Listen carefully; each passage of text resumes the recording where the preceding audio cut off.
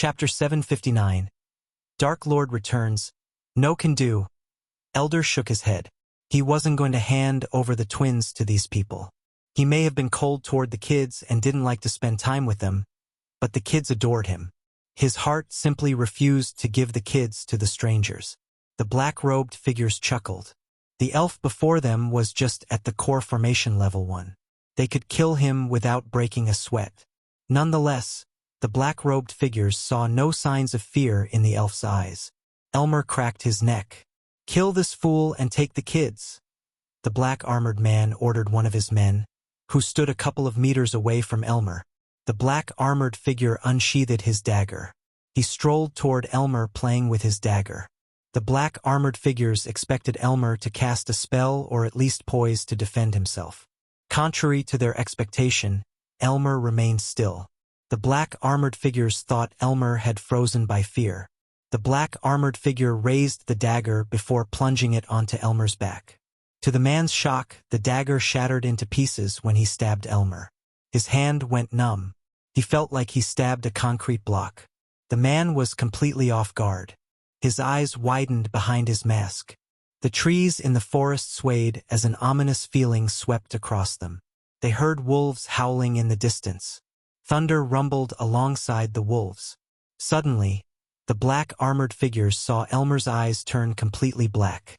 Black bolts of lightning crackled around his body. Slowly, the area around the carriage grew darker and darker. The black-armored figures took a step back in fear. They had a bad feeling seeing the darkness around them. Elmer's expressionless face changed. Instead, a devilish grin emerged on his face.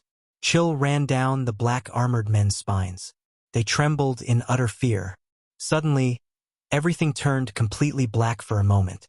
When the darkness disappeared in a flash, Elmer disappeared from their sight. The men looked around frantically. The forest once again became completely silent. "Brother Elmer, we are ready. Come find us." The playful voice of the kids cut through the ominous silence. "Keep hiding, kids. I have to clean up a few rodents." The black-armored men heard Elmer's voice echo through the forest. However, they couldn't locate him. "Rodents, you. We do not want them in here," said the kids. "I am sure you don't," said Elmer. The black-armored figures unsheathed their weapons. A breeze of wind brushed past them. They didn't even blink. Fear crept into their hearts. Where a black-armored man tried to shout, but his shout was cut short abruptly. His head exploded into red mist. The rest were startled. They had no idea what just happened. Under their shocked gazes, a thin veil of energy appeared around the carriage. He's dead. What happened?" One of the men stuttered.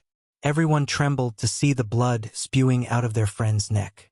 One moment he was fine, and the next, his head exploded like a watermelon. Once again, a breeze of wind brushed past them. Following the wind, another head exploded. The black-armored man who stood beside the man fell down in shock. Blood splashed across his face and the ground. Yet they didn't see what just happened. One by one, heads exploded. "Fuck it!" Some dropped everything they had and tried to run into the woods, but a dark beam came out of nowhere and penetrated their heads. They died instantly. Only one survived the quick massacre. The one who survived tried to crawl under the carriage but couldn't go through the energy shield. It was like an invisible wall. No matter how hard he tried, he couldn't even move an inch forward. The man's heart skipped a beat when he saw Elmer behind him.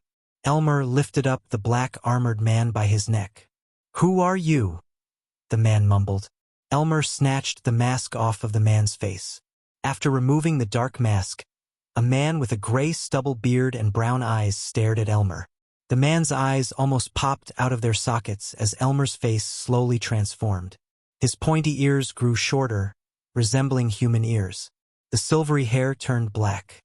If these weren't shocking enough, Elmer's face itself transformed into resembling someone else. The man recognized his face almost instantly. In fact, everyone in the world would recognize the face because the Guardian Guild had posted thousands of posters worldwide with his face on. Dark Lord," the man muttered. He couldn't believe that, out of all people, they actually stumbled upon the Dark Lord himself. They were actually ordered to kidnap the kids where the Dark Lord was. The man's mind went blank. Everyone in the world knew how he slaughtered hundreds of guardians, including immortals, before he obliterated Ithilien to oblivion. "What's your name?" asked Michael. "Thamer," the man mumbled. It had been a year since Michael took the identity of Elmer, an elf, and infiltrated the Genric family. A lot of things have happened since he exacted revenge against Thusia. One of the major things was the system going offline. He upgraded the system from version 7 to 8. To Michael's surprise, the system required an entire year to upgrade itself. But before it went offline, the system required Michael to get his hands on the elven rune in the Genric family without revealing his identity for some reason. To the outside world and his minions, he disappeared and went underground. But in reality, Michael was staying with the Genric family, slowly gaining their trust and working as an amateur alchemist. Only a few knew about Michael's current identity, which included Gaia and her mother. While he was living with the Genric family, Gaia and her mother continued the search for the god-killing arrows and his armor pieces. Michael was so close to getting access to the secret vault, which was protected with all kinds of runes and arrays, that even Eladir had trouble breaking them. Since the system strictly advised Michael not to reveal himself, he didn't take the risk of letting Eladir take a crack at the arrays and the runes. Hence, Michael chose the good old ways. To be honest, Michael loved the fresh air. He let his subordinates handle everything back in the southern continent. The Guardians poured all the resources into finding him in the southern continent while Michael lived right under their noses. Plus, he was able to get a good understanding of Ar and Empress Nithril Grimfield. Unfortunately, because the system went offline, Michael couldn't break through to the immortal stage. Everything was going great until these assholes decided to ambush him and the two annoying kids. Whoever sent Thamer just made it into Mycehel's kill list. "You know who I am, right?" asked Michael. Thamer bobbed his head up and down. "So you know what I can do to you and everyone you know and care about?" Michael's eyes glimmered with killing intent. Thamer's heart skipped a beat. "But I will give you a chance to avoid all that bloodshed. Answer my questions and I won't kill your loved ones. Do you understand?" Thamer did not understand as Michael tightened his grip around his neck. "Do you understand?" Michael's voice became demonic for a moment. "Yes." Thamer immediately nodded in utter fear. "Who sent you?" Michael asked the simple and the most obvious questions. Considering his time in the Genric family, he could say the Genric family had no enemies hostile enough to kidnap the twins. A criminal act like this would get them the most brutal punishment there was from the Empress herself.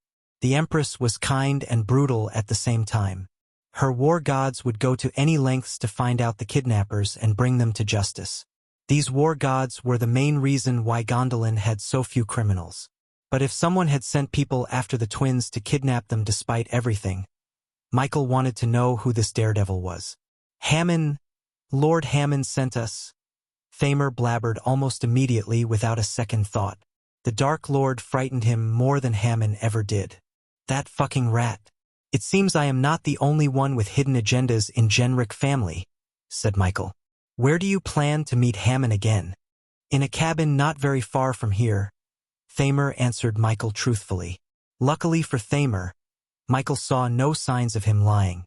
Otherwise, Thamer would be on the ground dead without a head. Finally, after hearing Hammond plan the ambush, Michael wanted to know why. He had a strange feeling that he could use Hammond to speed things up. Michael turned his gaze toward the carriage. With a flick of his wrist, he took out a silvery vial from his space ring. He threw the vial at the carriage as it shattered on the ground. Puffs of white smoke emerged from the broken vial and floated into the carriage. "Take the kids to Hammond as you planned. If he asks about Elmer, tell Hammond you killed him. Got it?" Thamer nodded frantically.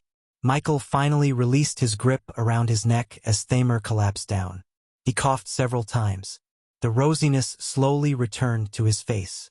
He picked himself up and slowly walked toward the carriage. When he got close, the energy shield around the carriage faded away. "Go on," said Michael. Thamer opened the carriage door. To his surprise, the kids were sleeping on the couch. More accurately, they lost consciousness by inhaling Michael's knockout gas. Eventually, Thamer picked up the two kids and returned to Michael. Michael looked at the twins peacefully sleeping on Thamer's shoulder. He then took out a scroll and tore it in half. Suddenly, several runes materialized in the air. "We are free to fly to the cabin," said Michael. Thamer led Michael through the woods toward Hamont's cabin. He didn't dare to utter a word or try to lose the Dark Lord. He knew messing with the Dark Lord would only lead to his death. Thamer just wanted this nightmare to end. He had already lost his men and did not want to lose his life too. On the other hand, Hamon was waiting for good news inside his cabin. Little did he know the Dark Lord was coming to greet him. Chapter 760. Dwarven mercenaries. Michael followed Thamer through the woods. He always had doubts about Hamon.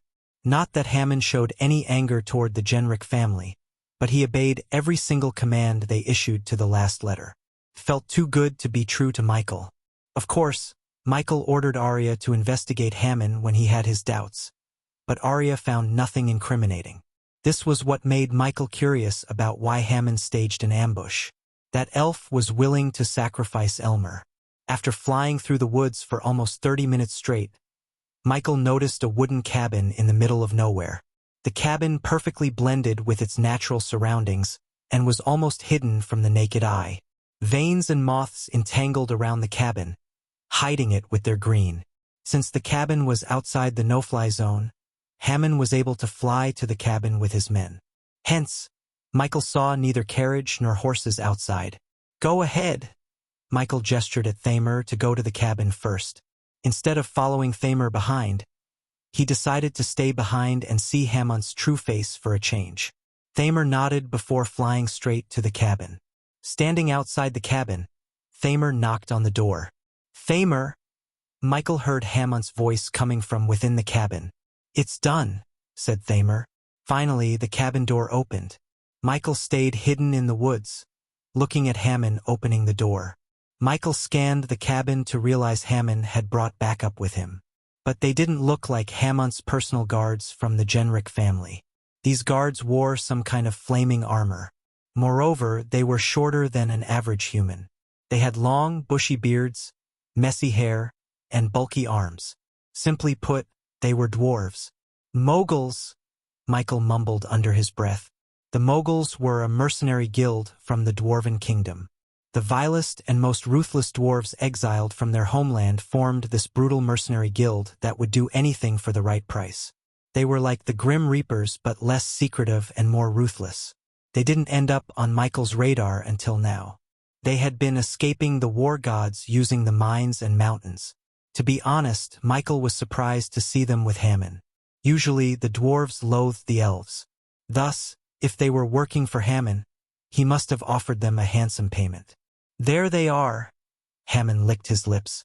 His eyes turned predatory, looking at the twins. "They are alive, right?" asked Hamon. "Yes." Thamer nodded. "Something's wrong." Michael heard a dwarf growl.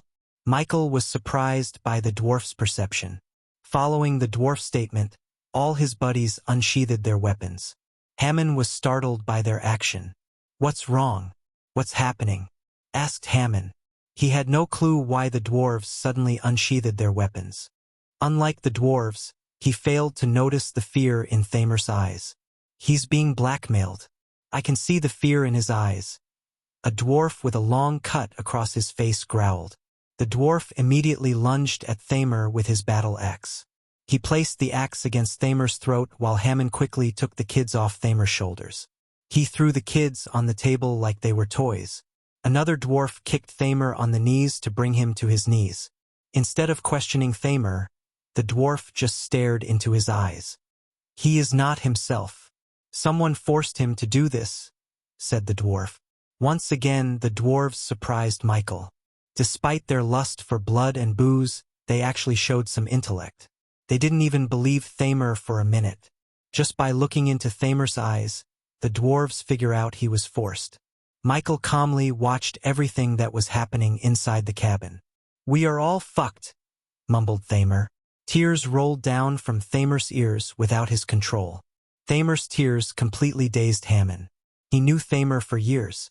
Thamer was one of the most ruthless and heartless bastards he had ever known in his life. But he was sobbing like a little child. "Thamer, what the hell are you talking about?" Hammond asked Thamer. He yanked Thamer by his collar. Before Thamer could utter another word, a bright light flashed across the cabin. The dwarves were startled. Soon, a sudden gust of wind snuffed out all the candles in the cabin. Darkness fell over the room. Hammond couldn't even see his own hands before his eyes. The dwarves quickly lit the lanterns dangling on their waists. Since they traveled through dark mines, they all had lanterns to light their way. Hence, they quickly fought off the darkness with the lanterns. The lantern light dimly lit the room with a shade of orange. Hammond let go of Thamer and moved closer to the twins. "Someone's here," said a dwarf. Hammond's ears twitched as he heard footsteps. The footsteps sounded louder and louder until the door creaked. Every single pair of eyes were locked onto the door. They expected someone to open the door wide open any second. As they expected, someone did open the door. In the dim light, they saw Michael walking into the cabin.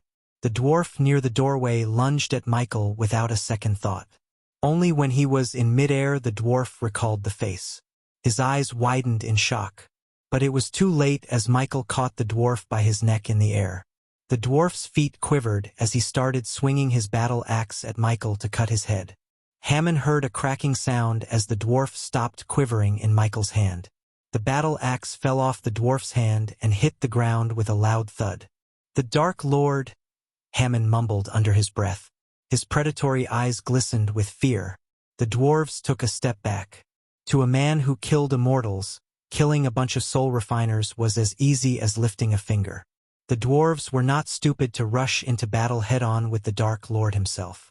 Judging by the situation, the dwarves knew the only way to escape was through negotiation. They just hoped the Dark Lord was in the mood for talks. "We can have a civilized conversation if no one pulls any stupid stunts," said Michael. Michael dusted off his arms. With a flick of his wrist, he pulled a wooden chair toward him. He turned the chair around and sat backward. The dwarves and Hammond looked tense. It was no surprise, though. One could say the dwarves were holding well. Many would have wet their pants. After the terror campaign the Guardian Guild and the Great Eight clans held against Michael, he didn't need fear toxin to scare people. The Guardians and the Great Eight clans wanted to stop people from believing in the Dark Lord or worse, worshipping him as though he was a god. The fear worked in Michael's favor. He never expected people to worship him. Instead, Michael wanted them to fear him. That was why Noah stopped the campaign to spread fear throughout the world, as he knew the Dark Lord wanted just that. Still, Noah was too late. The Guardian Guild and the Great Eight clans did a fantabulous job of scaring people. Even the criminals shivered at the mere mention of the name Dark Lord. "Now let me hear why you want to kidnap those two. If I am not wrong, you should be protecting them." "This doesn't seem like protecting," said Michael. Hammond felt reluctant to speak. Michael just lifted his finger as a lightning bolt shot out of his fingertips. The lightning bolt went straight through Thamer's head, instantly killing him. The dwarves jumped back in shock. Thamer wasn't weaker than any of them. If the Dark Lord could kill him with a single lightning bolt, they could only imagine what he could do when he used his full power. They realized the stories they heard about the Black Day were not at all exaggerated. In case the system hadn't gone offline for a year, Michael would have reached level 3 immortal stage. Unfortunately, he was being bottlenecked by the system. "As you can see, I am not a very patient guy, so you should answer me without testing my patience," said Michael, crackling his fingers.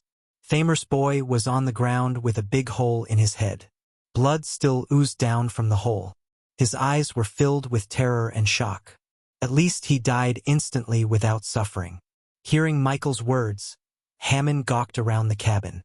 Everyone in the room knew there was no way of escaping without the Dark Lord's permission. However, Hammond couldn't reveal his story in front of these dwarves. Michael noticed his hesitation and sighed. "You seem to want more privacy. That can be arranged," said Michael. When he turned his gaze at the dwarves, they realized he was about to kill them all. "Fuck this and fuck you," one of the dwarves roared. He didn't want to go down without a fight. The dwarves would rather fight and die fearlessly than beg someone else for their lives. A dwarf raised his battle axe to bring down upon the Dark Lord with full force. However, his body froze as the battle axe slipped off his hand. Michael's eyes lit up.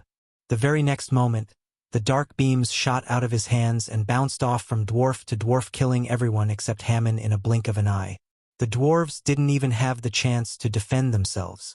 After the dark beams disappeared as quickly as they appeared, puffs of smoke escaped Michael's eyes. One by one, the bodies hit the ground with a thud. Hammond's mind went blank. He paid 1,000,000 gold coins to the mercenaries to get them to work for him. Unfortunately, his 1,000,000 gold coins went to waste. I am not going to ask you again. Tell me why you stage an ambush and kidnap the twins, asked Michael. This time, his voice became colder and demonic. Hammond felt the pressure from the Dark Lord's piercing gaze. Having no choice, Hammond began to reveal his backstory. After hearing his full story, he just hoped the Dark Lord would understand his motives. Only Hammond knew the Genrick family was not as they seemed to be. Chapter 761. The Elven Rune. Michael listened to Hammond's story in silence. The crickets and distant beasts accompanied them, along with creaking woods in the cabin. Heavy downpours accompanied Hammond's story.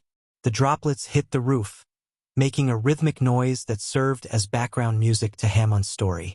When Hammond finished his story, Michael felt pity for Hammond. According to Hammond, his family, once called Hamlets, protected the great Elven Rune. The rune was passed from generation to generation. It was their sole duty to protect the Elven Rune. Apparently, there was a blessing hidden within the Elven Rune. The blessing gave whoever keeps the family healthy and prosperous. Therefore, Hamlets led a very good life in the Azer continent. Hamlet was only a child when his house leader brought his best friend 100 years ago to the Hamlet Manor. He trusted his best friend enough to reveal the existence of the Elven Rune. At that time, he did not know the Elven Rune kindled the fire of greed in his best friend's heart. A few days later, someone murdered the house head in his own manor and stole the Elven Rune. The Hamlets scoured the continent for the rune but did not find a single clue. Years passed without the Elven Rune. The disappearance of the Elven Rune turned into a curse. One by one, the Hamlets fell sick to a strange illness and gradually lost their former glory. Once a prominent family in the continent slowly lost everything until they ceased to exist. However, before the last Hamlet, Hammond's father died. He found that his best friend visited him on the day the house leader died. P1E's visit N0VE1B in. NET Hammond made his lives work to find the Elven Rune and exact revenge against those who stole the rune, resulting in his family's demise. Like vultures picking off flesh from a corpse, the rival families robbed everything the Hamlet family had. As the last and only Hamlet, Hammond was thrown into the streets. He described his hellish childhood in great detail, with tears gushing out of his eyes. Michael sympathized with Hammond because they both shared the same hellish childhood. Despite Hammond's hardships, his thirst for revenge kept him going. Finally, at his 15th age, Hammond finally met the man who came with his house head. Imagine his surprise when Hammond learned this man went from a lonely adventurer to the house head of the Genrick family, Tanatar Genrick. Although Hammond did not remember the name he used when he came to his home, he was pretty sure it wasn't Tanatar Genrick. Hammond might have been a little child, but he could never forget the man's face who was responsible for everything. Hammond followed Tanatar for a couple of years, waiting for an opportunity to gain his trust and enter his family as a Genrick. Eventually, Hammond received a chance to save Tanatar's wife from a bunch of bandits.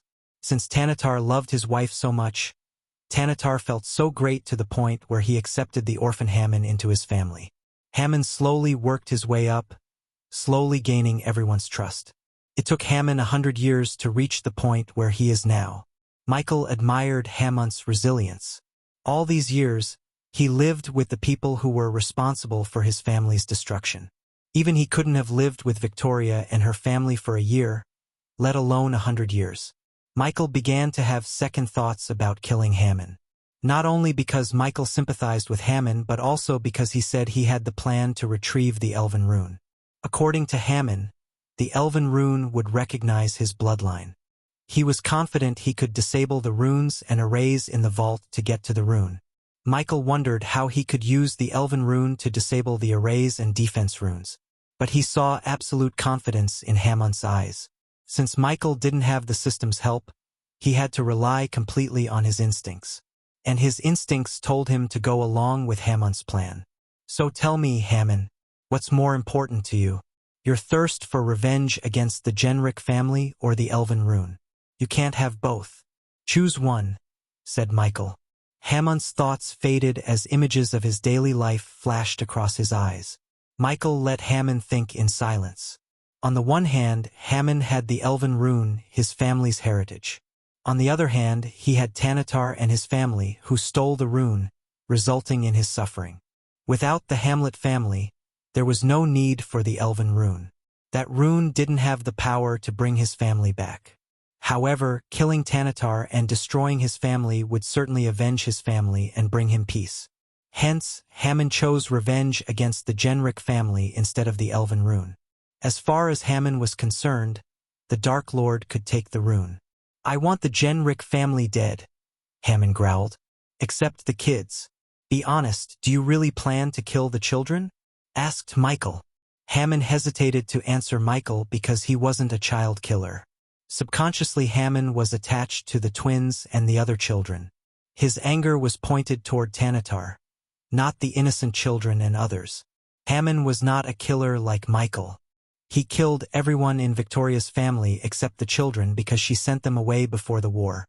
The last time Michael heard, Noah had created an orphanage for children on every continent. As much as Michael hated Noah for being a righteous prick, he admired Noah for his leadership and initiatives, such as the orphanages. He was really taking the Guardian Guild on a better path. Pity their end goal was to fight Michael, which would result in only death. Your hesitation is the answer, Hamon. You can have your revenge. I am not going to kill you, but... Michael rose from the chair. I will take the elven rune, said Michael. Michael waved his hands before his face. To Hamon's shock, his face transformed, resembling Elmer. Elmer, Hamon mumbled. For a moment, Hamon thought the Dark Lord had taken Elmer's face. However, he slowly connected the dots to realize the Dark Lord was Elmer. With another wave of his hand, Michael changed his face to look like another elf. Elmer is dead, said Michael. Now get your plans on the road.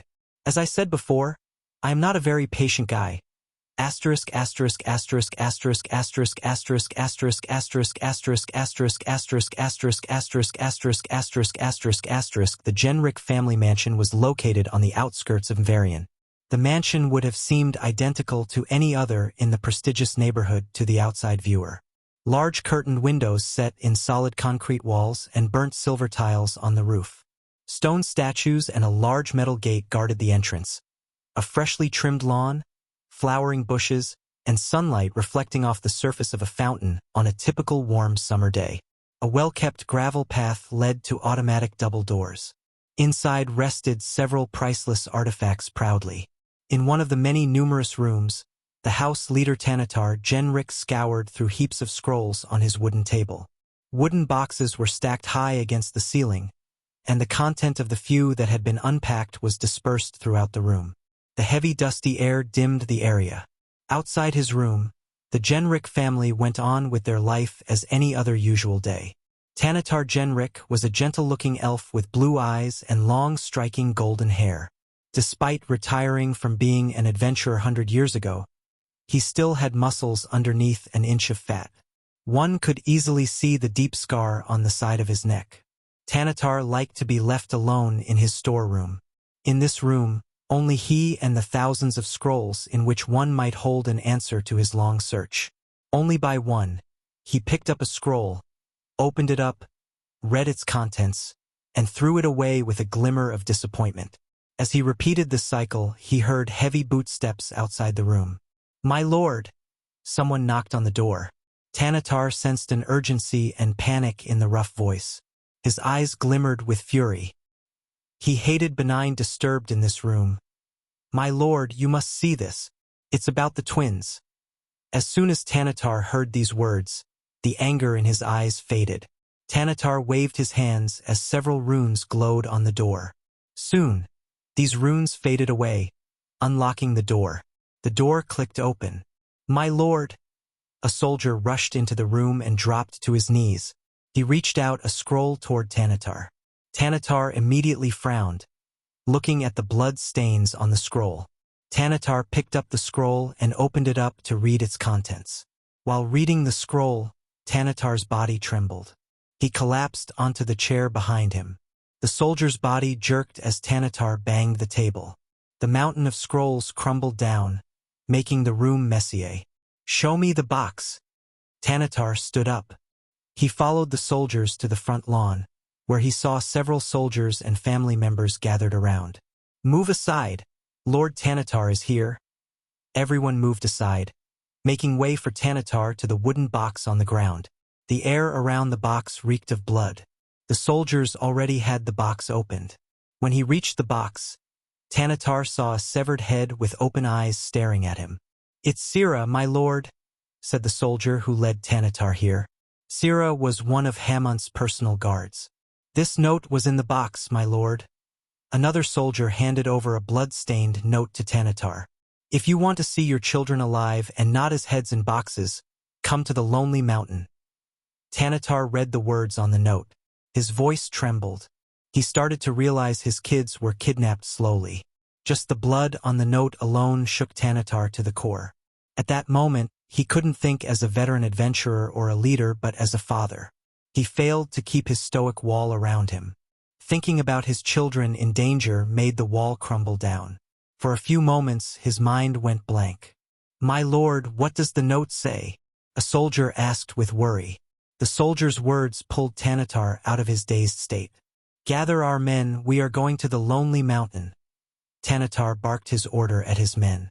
"Lord Tanatar, what happened? What's the meaning of all this?"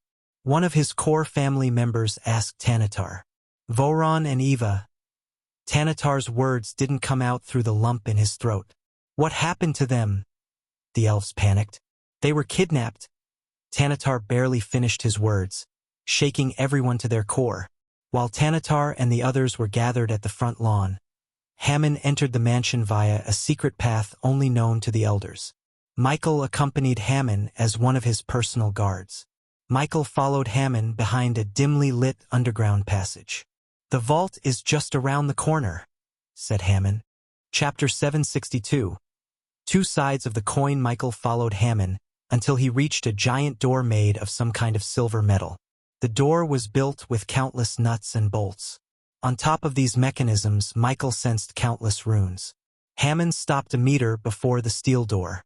He looked around as though he was searching for something. Michael wished he had the system to disable all the runes. Luckily, Michael had an expert in runes. He was about to call for Eladir when Hammond raised his palm. Michael noticed a glowing rune on Hammond's palm. For some reason, the gears in the door started to move faster and faster. Additionally, icy blue runes began to radiate brighter light on the door. Michael heard these mechanisms rolling within the door. Hammond slowly moved his palm toward the door. When Hammond's palm was just a few inches away from the door, an invisible force pulled his hand toward it. Hammond's hand got stuck on the door. Hammond did not shout but seemed relatively calm. The door did not freak him out as much as the Dark Lord beside him did. Hammond and Michael waited for the door to open. However, Messiahel was pretty surprised and, to be honest, startled.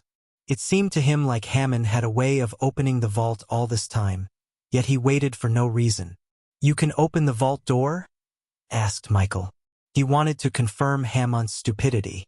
"Yes," Hammond nodded. Michael couldn't keep his hands from slapping the back of Hammond's head. Hammond was pretty startled but kept his hand on the door.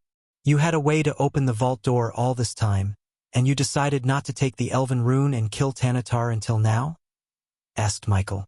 "It's not my fault he and his wife couldn't have a child for almost 80 years, give or take," Hammond shrugged. To Hammond's surprise, Michael chuckled.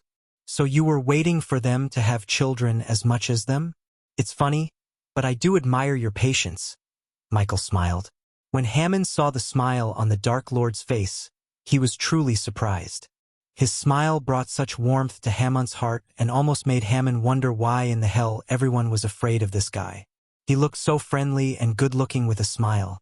Michael did his best to keep the pressure of being the Dark Lord gets to him. He didn't want to end up like his previous self, who had to reset the entire universe to fix his mistakes. A few minutes later, the gears finally stopped as Michael noticed the runes fading away. Michael did not care about how Hamon managed to disable the runes and the mechanisms.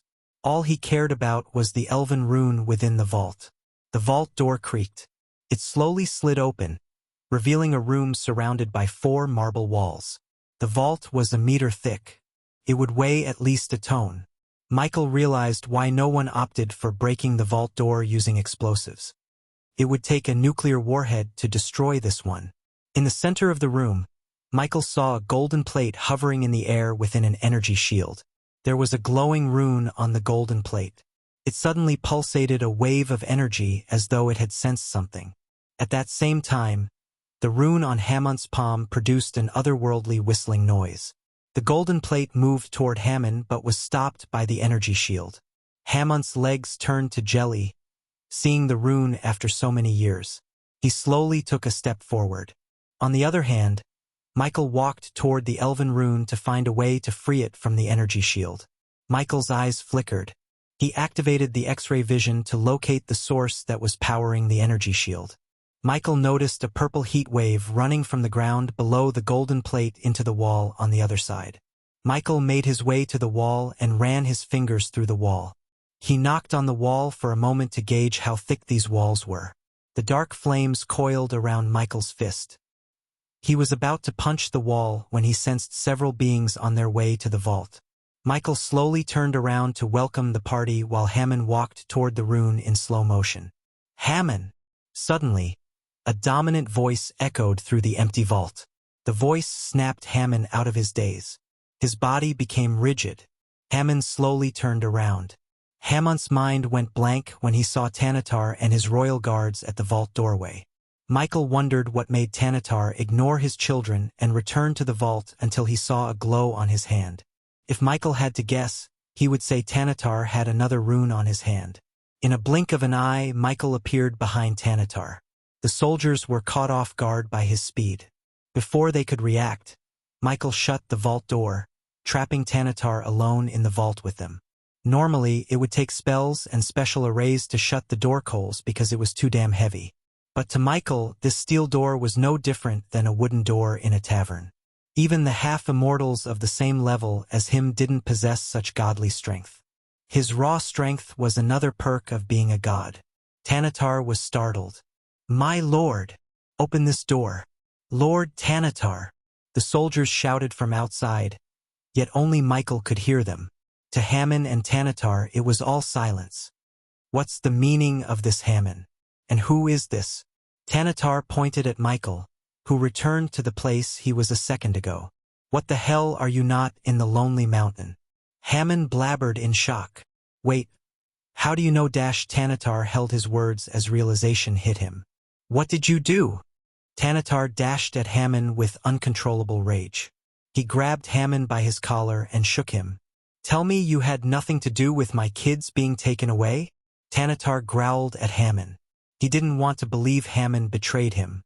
He had known Hamon for almost 70 years. Tanatar thought of Hamon as his own family. Yes, I took them. Hamon roared, pushing Tanatar to the ground. Michael witnessed their feud without lifting a finger. The golden plate with the elven rune drew his attention the most. He felt familiar energy from the plate, which seemed strange to Michael. It would have been easy to scan the plate with the system if it didn't go offline. Since it wasn't the case, Michael had to rely on himself. It almost felt like there was something powerful hiding within the golden plate. When Michael focused on it, he heard a low-pitched roar coming from the plate. This roar was filled with rage like a wounded beast was trapped within. How do I feel when you took everything from me? Hamon lunged at Tanatar before he could get to his feet. Hamon got on top of Tanatar and punched him in the face. Tanatar grabbed Hamon's neck and rolled over, turning the tables on Hamon. But Tanatar did not punch Hamon. He was more shocked and stunned than he was furious. I treated you like my family. You killed my entire family. Once again, Hammond roared. He scratched Tanatar's hands, tearing his robes. Okay, I had enough. Michael rolled his eyes. He just waved his hand as Hammond and Tanatar blasted away from each other. They hit the walls opposite each other. They tried to free themselves, but a powerful invisible force held them to the wall. You have to listen to Hammond's story first, Michael said to Tanatar. Michael flicked his wrist as Tanatar couldn't open his mouth. He felt like an invisible hand keeping his mouth shut. Hammond, tell him what he did to you. Get everything off of your chest. Michael turned his gaze to Hammond. It didn't take Hammond long to spew the same story he told Michael. Only this time, his tone was filled with more rage and murderous intent. While recalling his story for the second time, blood trickled down from Hammond's nose. Tanatar's eyes widened and filled with shock. When Hammond finished his story, Michael noticed Tanatar's eyes watering up. Michael was surprised. Tanatar's eyes didn't look like a killer's. Michael had seen enough killers to know Tanatar may be innocent. Michael now wanted to hear Tanatar's side of the story. Hence, he shut Hammond's mouth and let Tanatar speak. I didn't kill Erdan. Tanatar's voice stuttered. He was my best friend.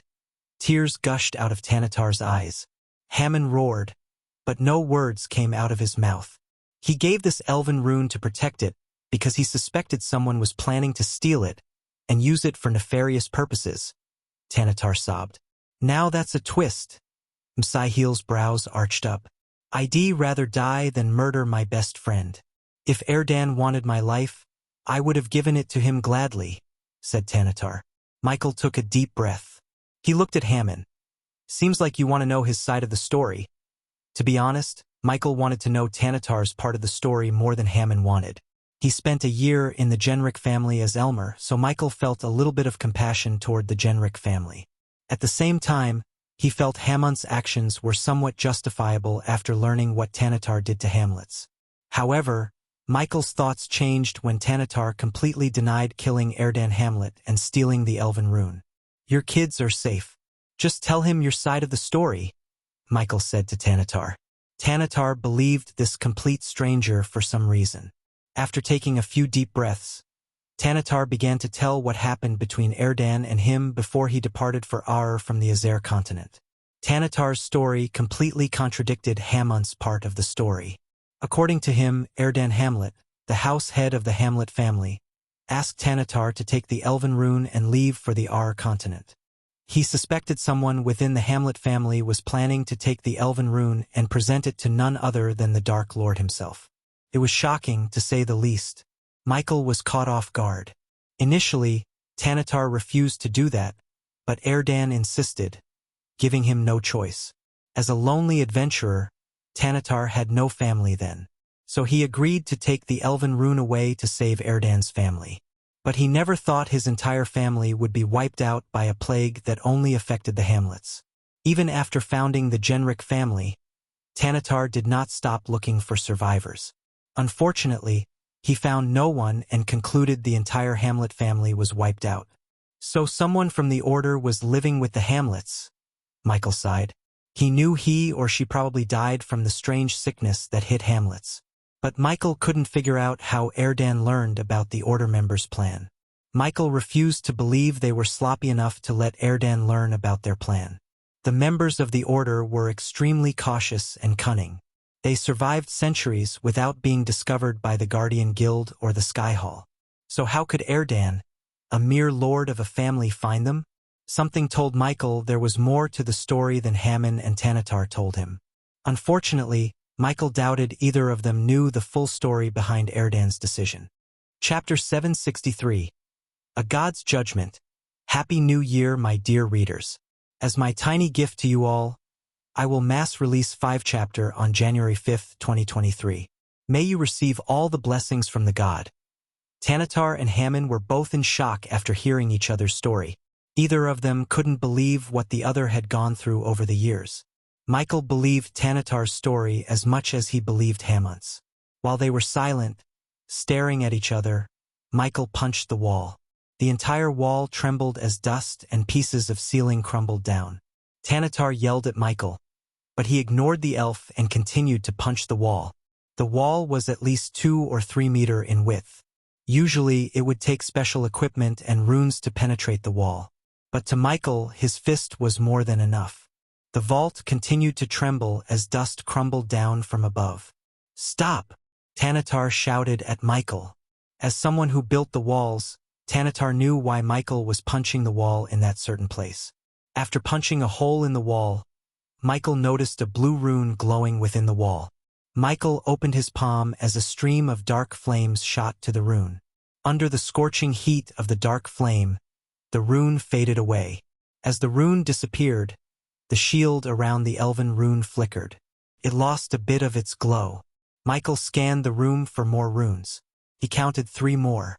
"Hammond, who the hell is that? You have to tell him to stop." Tanatar yelled at Hammond. "I can't." Hammond shook his head. Hammond's mind was in a mess. After hearing Tanatar's story, everything he believed turned out to be false. At that moment, Hammond's entire life felt pointless.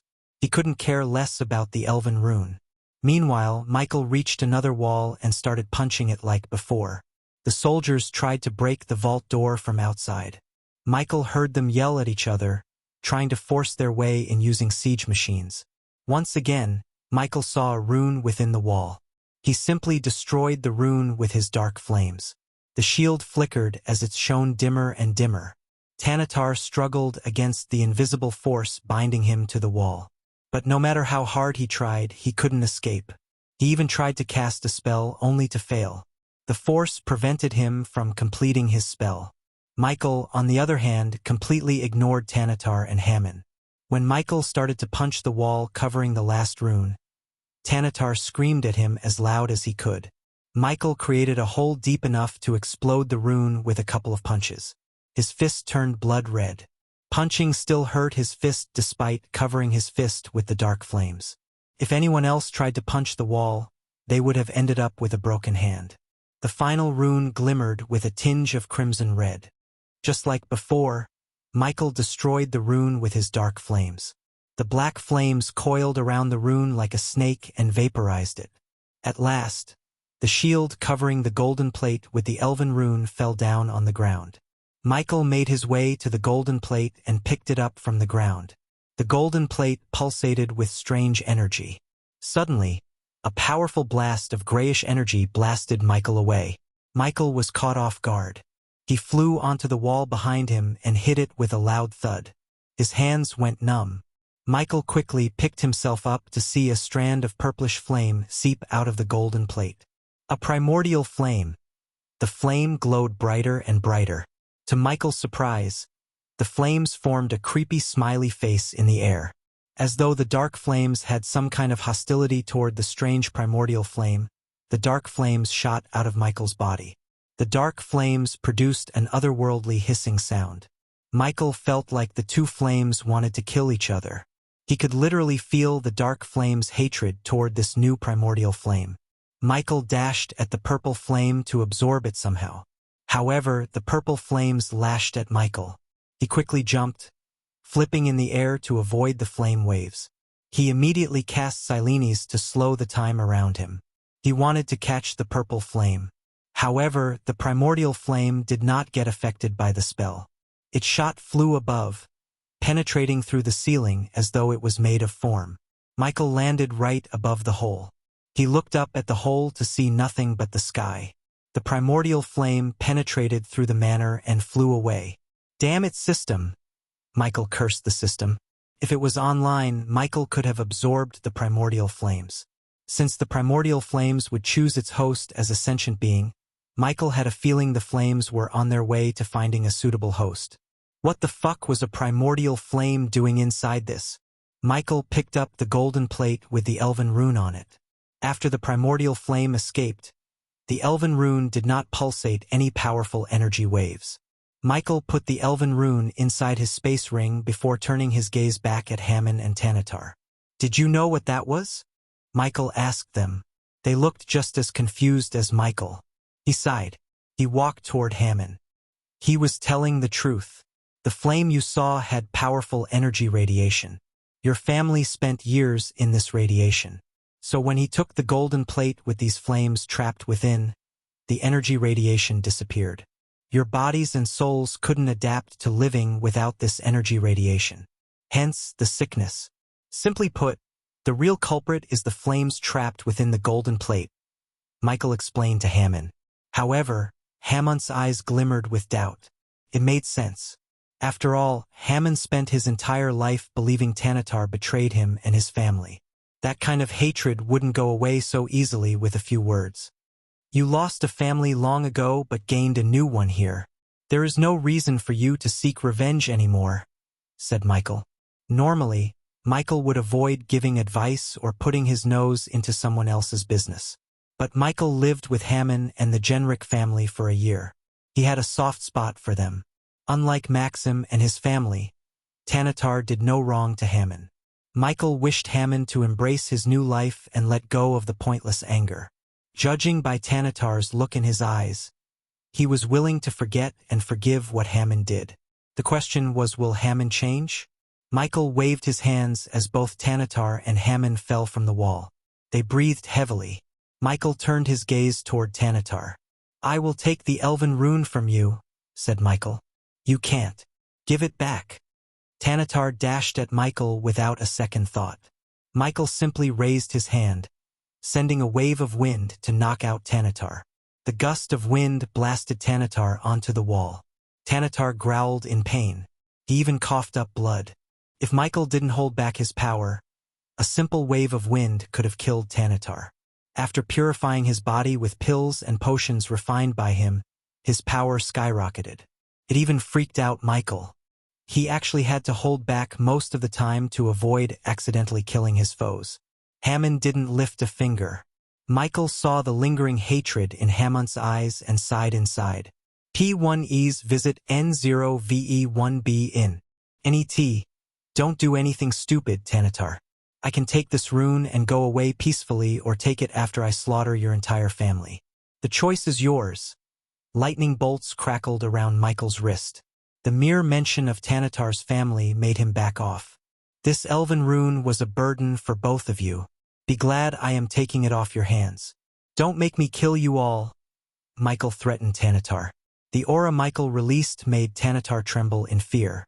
Not a single word escaped the elf's mouth. Meanwhile, Hammond stood there like a statue waiting for the Dark Lord to leave. Hammond!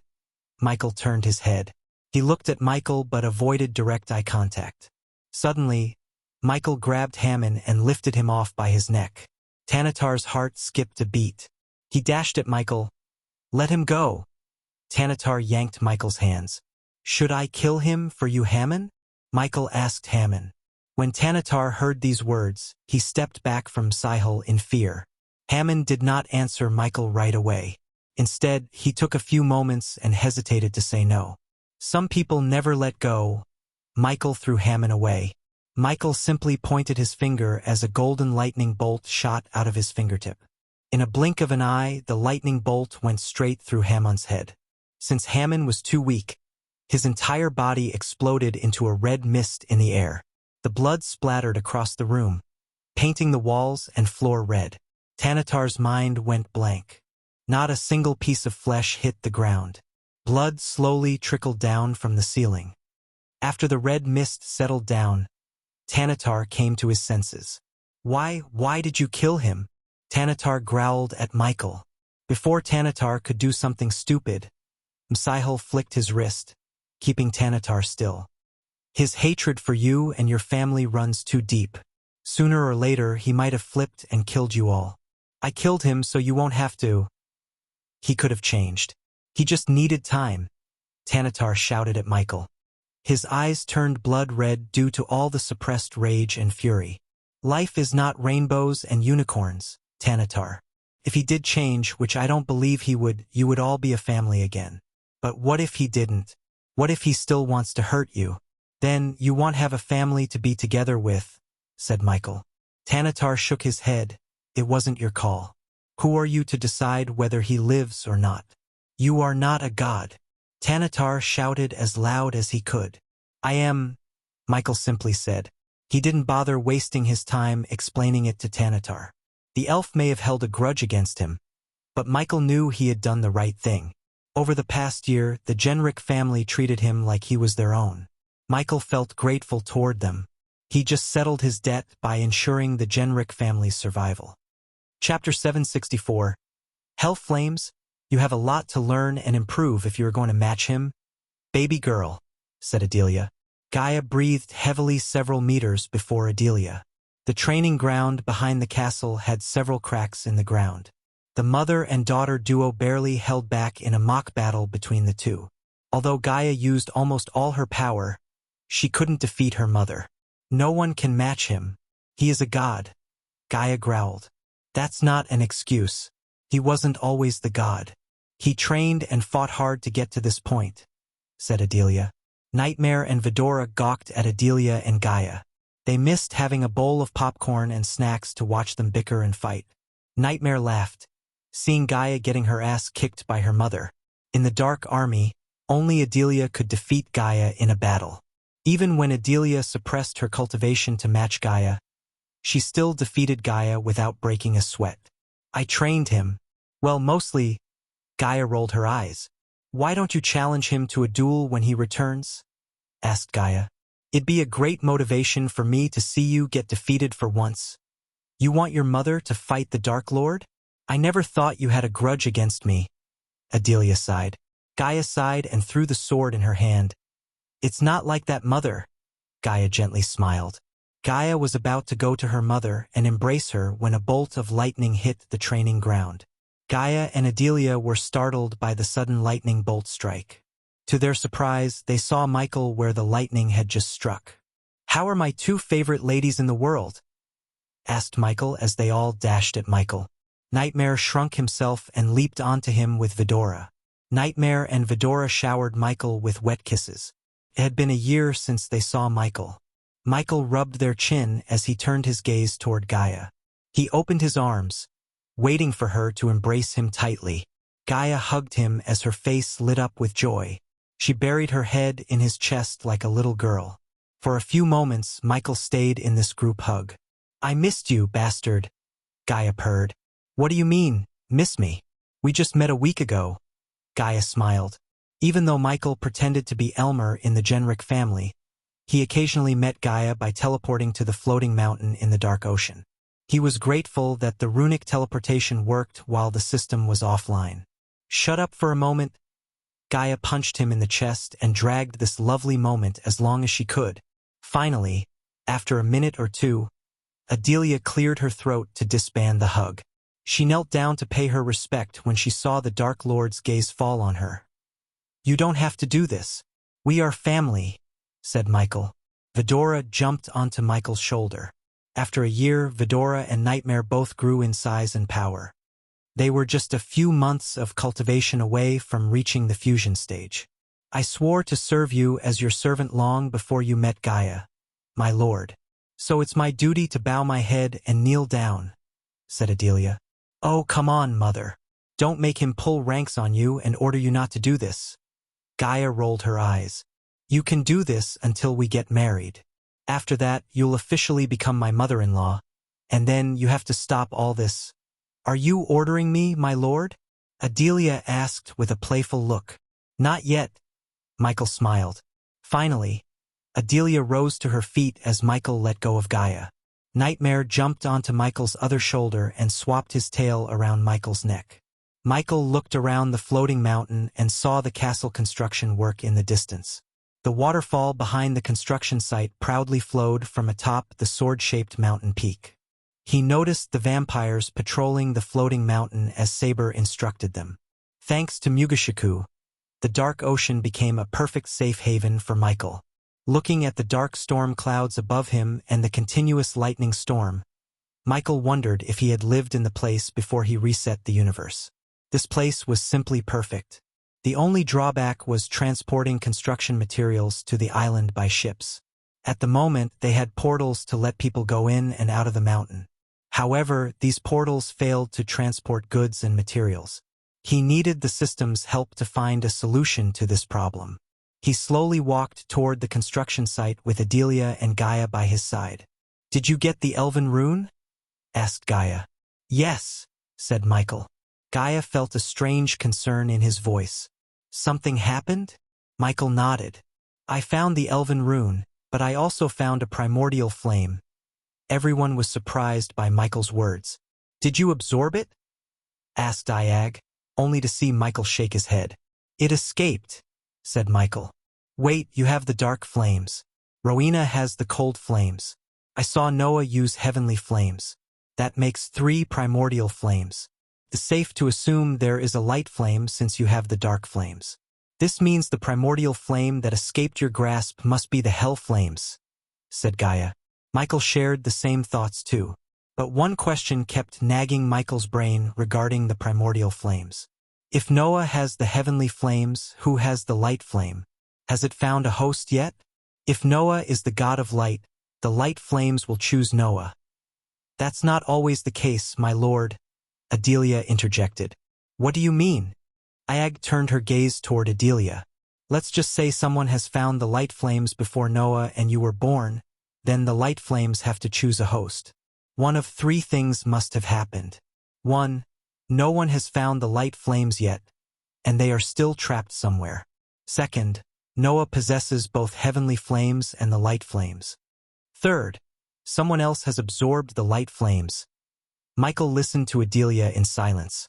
After spending time with Adelia, Michael learned where Gaia got her intelligence from. Adelia had both the brains and power. A deadly combination. He hadn't seen her fight with his own eyes, but he knew everyone in his army feared Adelia as much as they feared Gaia. How's your search for the arrows going? Asked Michael. When Adelia first came to the mountain, she already had 1 god-killing arrow. Ever since then, Michael ordered her to find more of these arrows. Apparently, the system level was too low to find more of these arrows. Hence, Michael had to rely on old methods. P1E's visit N0VE1B in. NET Michael didn't know there were a total of 7 arrows in total. Noah had already found 1, and thanks to Adelia, Michael had 1, which meant there were 5 more arrows yet to be found. Michael knew whoever held these arrows would have the ultimate power. Michael wanted them to be with him if these arrows could kill a god. But finding these arrows proved to be extremely difficult. Michael assigned the task to his best and most powerful subordinate, Adelia Ashton. Michael didn't trust anyone with the arrow he had in the space ring, not even Eladir. Instead, he waited for the system to come online so he could learn more about these arrows. Not a single day passed without Michael cursing the system for being offline for such a long time. In fact, he actually missed the system's snarky comments more than he missed its power. I might have found a clue about the next arrow. But I need some time, said Adelia. Saber contributed the most to Adelia's search for these arrows. The elder vampire was extremely resourceful and had contacts almost everywhere. Thanks to him, Adelia received a tip about an ancient artifact in a place called the Devil's Pit. Unfortunately, the place was crawling with guardians. Hence, Adelia was still planning to explore the place without alerting the guardians. Now that the Dark Lord was here, she could ask for his help. Whatever you need, I am here, said Michael. I have a surprise for you. Gaia wanted to take Michael's mind off things like the god-killing arrows and wanted to lighten up his mood. She had the perfect gift for him to make him smile. Lead the way. Michael let Gaia lead the way to the castle. Eventually, they all reached the construction site where several dwarves and orcs worked. When they saw Michael, they quickly bowed. Their eyes glimmered with fear and respect. According to Gaia, the castle would take at least 2 more years to finish. Fortunately, they prioritized a few rooms, such as Eladir's workshop, storeroom, Michael's room, and Nightmare's room, where Vidroa stayed. Of course, these rooms were temporary until the dwarves could finish the castle. Michael bought the castle plan for 3 million badass points. This was one of his most expensive purchases to date. However, it was not a complete plan. The system offered him plans and blueprints for various defense systems he could build upon the castle. By the time Michael completely finishes the castle, it will be the strongest stronghold in the world. To be honest, Michael couldn't wait to see his castle in its complete form. He spared no expense to get the best materials and runes in the construction. He kidnapped the best dwarven engineers and builders to build his castle. At first, these dwarves refused to work for the Dark Lord, but after some persuasion and a handsome wage, they finally agreed. It was the carrot. The stick was their families. If they refused to work for Michael, Gaia would have kidnapped their families and used them to force the dwarves. Fortunately, the dwarves picked the easy way. They entered the castle through a hole in the ground since these rooms were built underground. The pathways were dimly lit with torches. Michael noticed holes in the ceiling for the chandeliers. "Oh, I forgot to mention. I called everyone in the order to have a meeting," said Gaia. "They'd be here in a few hours." "Good." Michael appreciated Gaia's initiative with a nod. Chapter 765. Sudden argument. Michael followed Gaia behind to enter his room. His room only had a work table for Michael to build new gadgets, a queen-sized bed for Gaia and him, and a sofa set facing the fireplace. But at that moment, something was there, covered in red cloth. Michael felt powerful energy pulses from whatever was inside the red cloth. Although Michael knew what's inside, yet Michael pretended he had no clue just for her happiness. She walked toward the thing with a dramatic walk. "Are you ready?" asked Gaia. "Surprise me," said Michael. She slowly lifted off the red cloth, revealing a dark metal plate. Tiny bolts of black lightning crackled around the metal piece. Michael could hear the electricity buzzing. Felt like the metal piece was calling for Michael. The tiny lightning bolts reached out for Michael. "Is this one of the armor pieces you were talking about?" Sarba asked. Vidora and Nightmare felt terrified by the sheer amount of energy they felt from the armor piece. A pity this was just a piece of the whole Dark Lord armor. Michael reached out to touch the armor. To his shock, the armor electrocuted Michael. "Ouch!" Michael quickly moved his hand away from the armor. His hand went numb. What happened? Gaia was shocked. She didn't expect the armor to shock him, literally. "Don't let anyone touch it," said Michael. Judging by the bolt of energy that went into his body, he could tell it had enough power to kill even a soul refiner. Michael noticed dimly glowing runes hidden in the dark armor. The armor looked tattered and contained several cracks, scratches, and cuts. It was obvious this armor had seen hundreds of battles. Michael didn't dare to try to touch the armor yet again. "Weird." Gaia rubbed her chin. "I thought you can touch the armor since it belongs to you. Maybe we have to find every piece and make it whole again." Adelia shared her thoughts. Once again, Michael missed the dam system.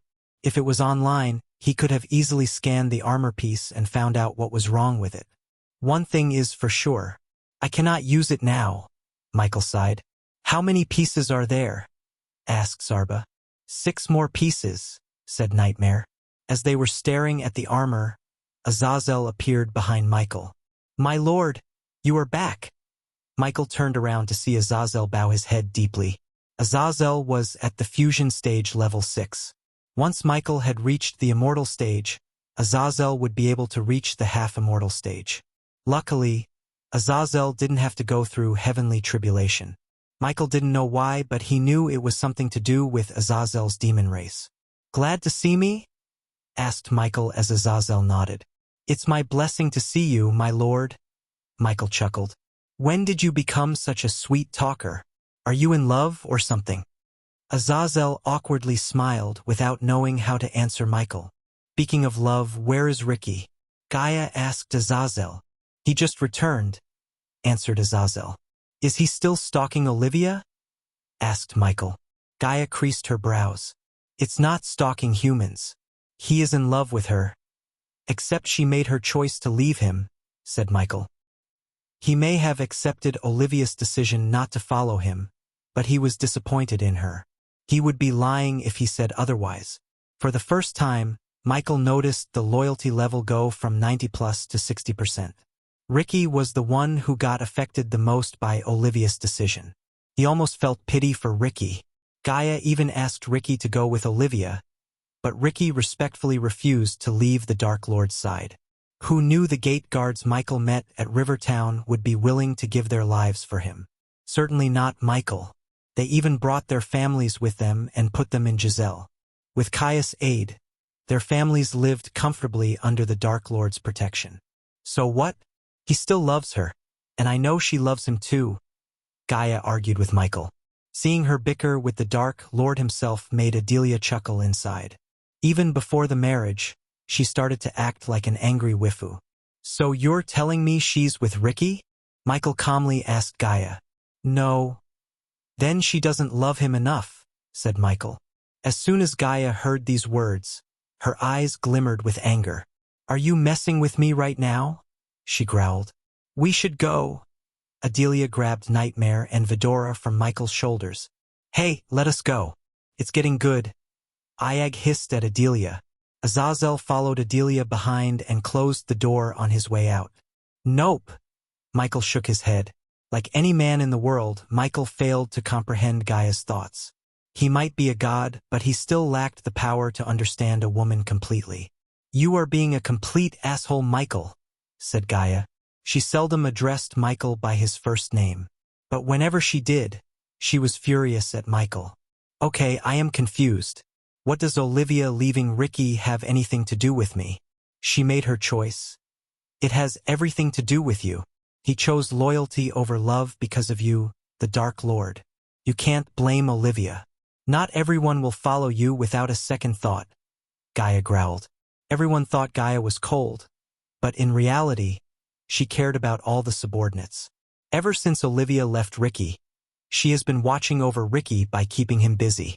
Although Gaia knew of Ricky's secret visit to Olivia, she allowed him, hoping Olivia would change her mind and accept Ricky. As a queen, it was in her blood to care for her subjects. On the other hand, Michael barely lifted a finger.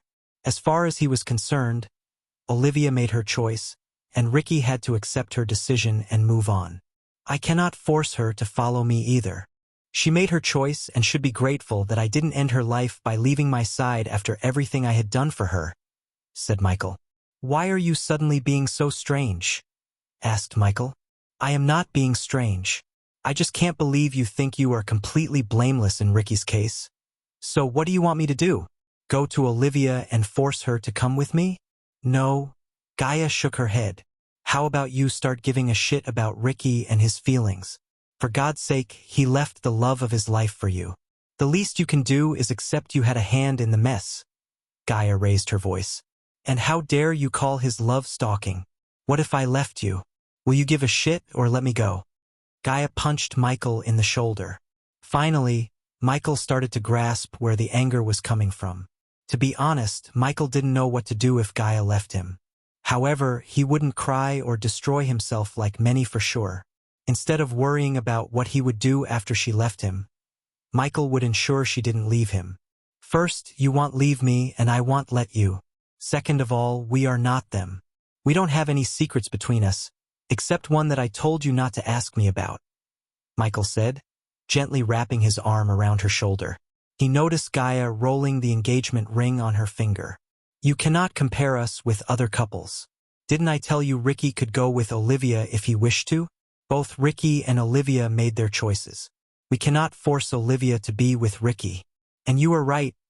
Michael took a deep breath. They broke up because of me. Michael saw no advantage in keep denying it or arguing with her. Gaia's actions made him realize she was mad at him. To be honest, she was right to be so. It was he who refused to marry her when she asked him to. He wanted to be stronger and grow his army before marrying her. It was bad enough that he refused to have any kids anytime soon, but postponing the marriage was just crossing Gaia's patience. Now he realized Gaia had taken the rejection badly. Michael was too busy to care about her feelings, which Michael regretted.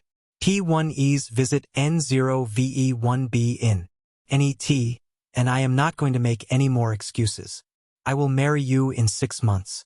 On the same day, I met you first, Michael said. He didn't take this decision on the fly or to calm her down, but with his whole heart. He dragged the marriage thing long enough. Granted, Michael promised her to give the throne of Nagaland before the marriage, but Gaia wasn't interested in the throne anymore. She realized she could rule the entire world from Michael's side. Why did she have to settle for one kingdom when she could rule the entire world? Besides, Gaia wanted to marry Michael more than anything in the world. She wanted to be his side, not as the Dark Queen but as his wife. Gaia was startled by his words.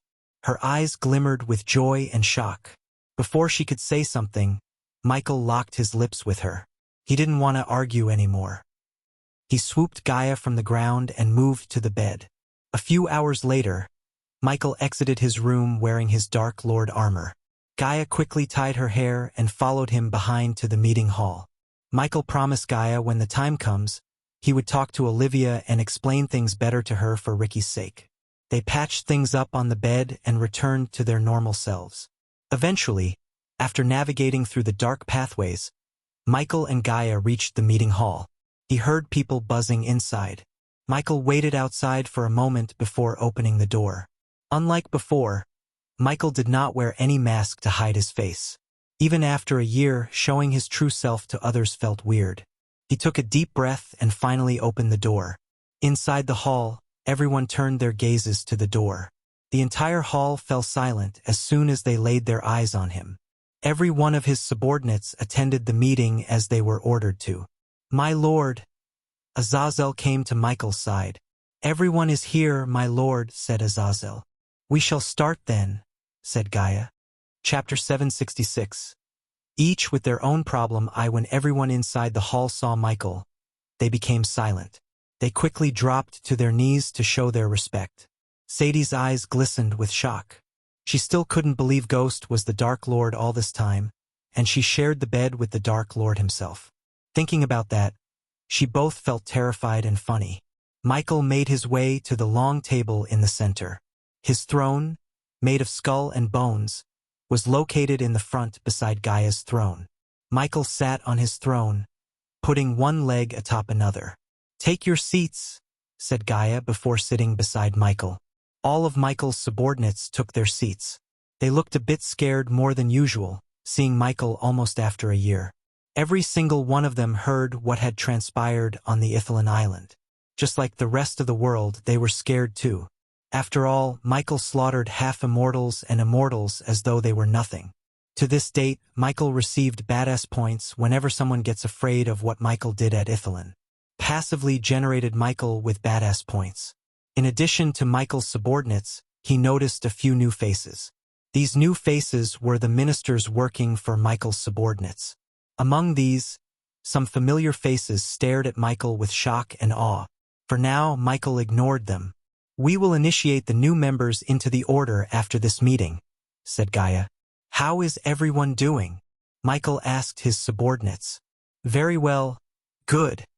Fine, thanks to you, Dark Lord." His subordinates answered him with respect. "I am glad to hear that. I was gone for a year, so I want to hear what you did in that time." Michael glanced over at his subordinates. "Let's start with you, Tiberius, King of War." Michael turned his gaze toward Tiberius. Physically, Tiberius looked healthy, glowing, and with more muscles. He wore fancy robes suitable for a king rather than a warrior. The cultivation device made by Michael and Eladir glimmered around his wrist. The device resembled a silver wristwatch with something glowing in the center. It was built with intricate parts and runes that turned arch-energy crystals into pure energy and helped Michael's subordinates cultivate even within the void line.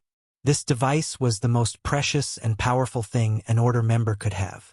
Only those who swore their loyalty directly to Michael received this device. Each device was equipped with a self-destruction rune. In case someone else got their hands on the device, it would explode into pieces, leaving nothing behind. Because of the cosmic energy coursing through his veins and the device around his wrist, Tiberius managed to reach the fusion stage level 5. Michael was happy with Tiberius' cultivation progress. In fact, no one disappointed him. Tiberius took a deep breath. "I've been building an army as I was ordered.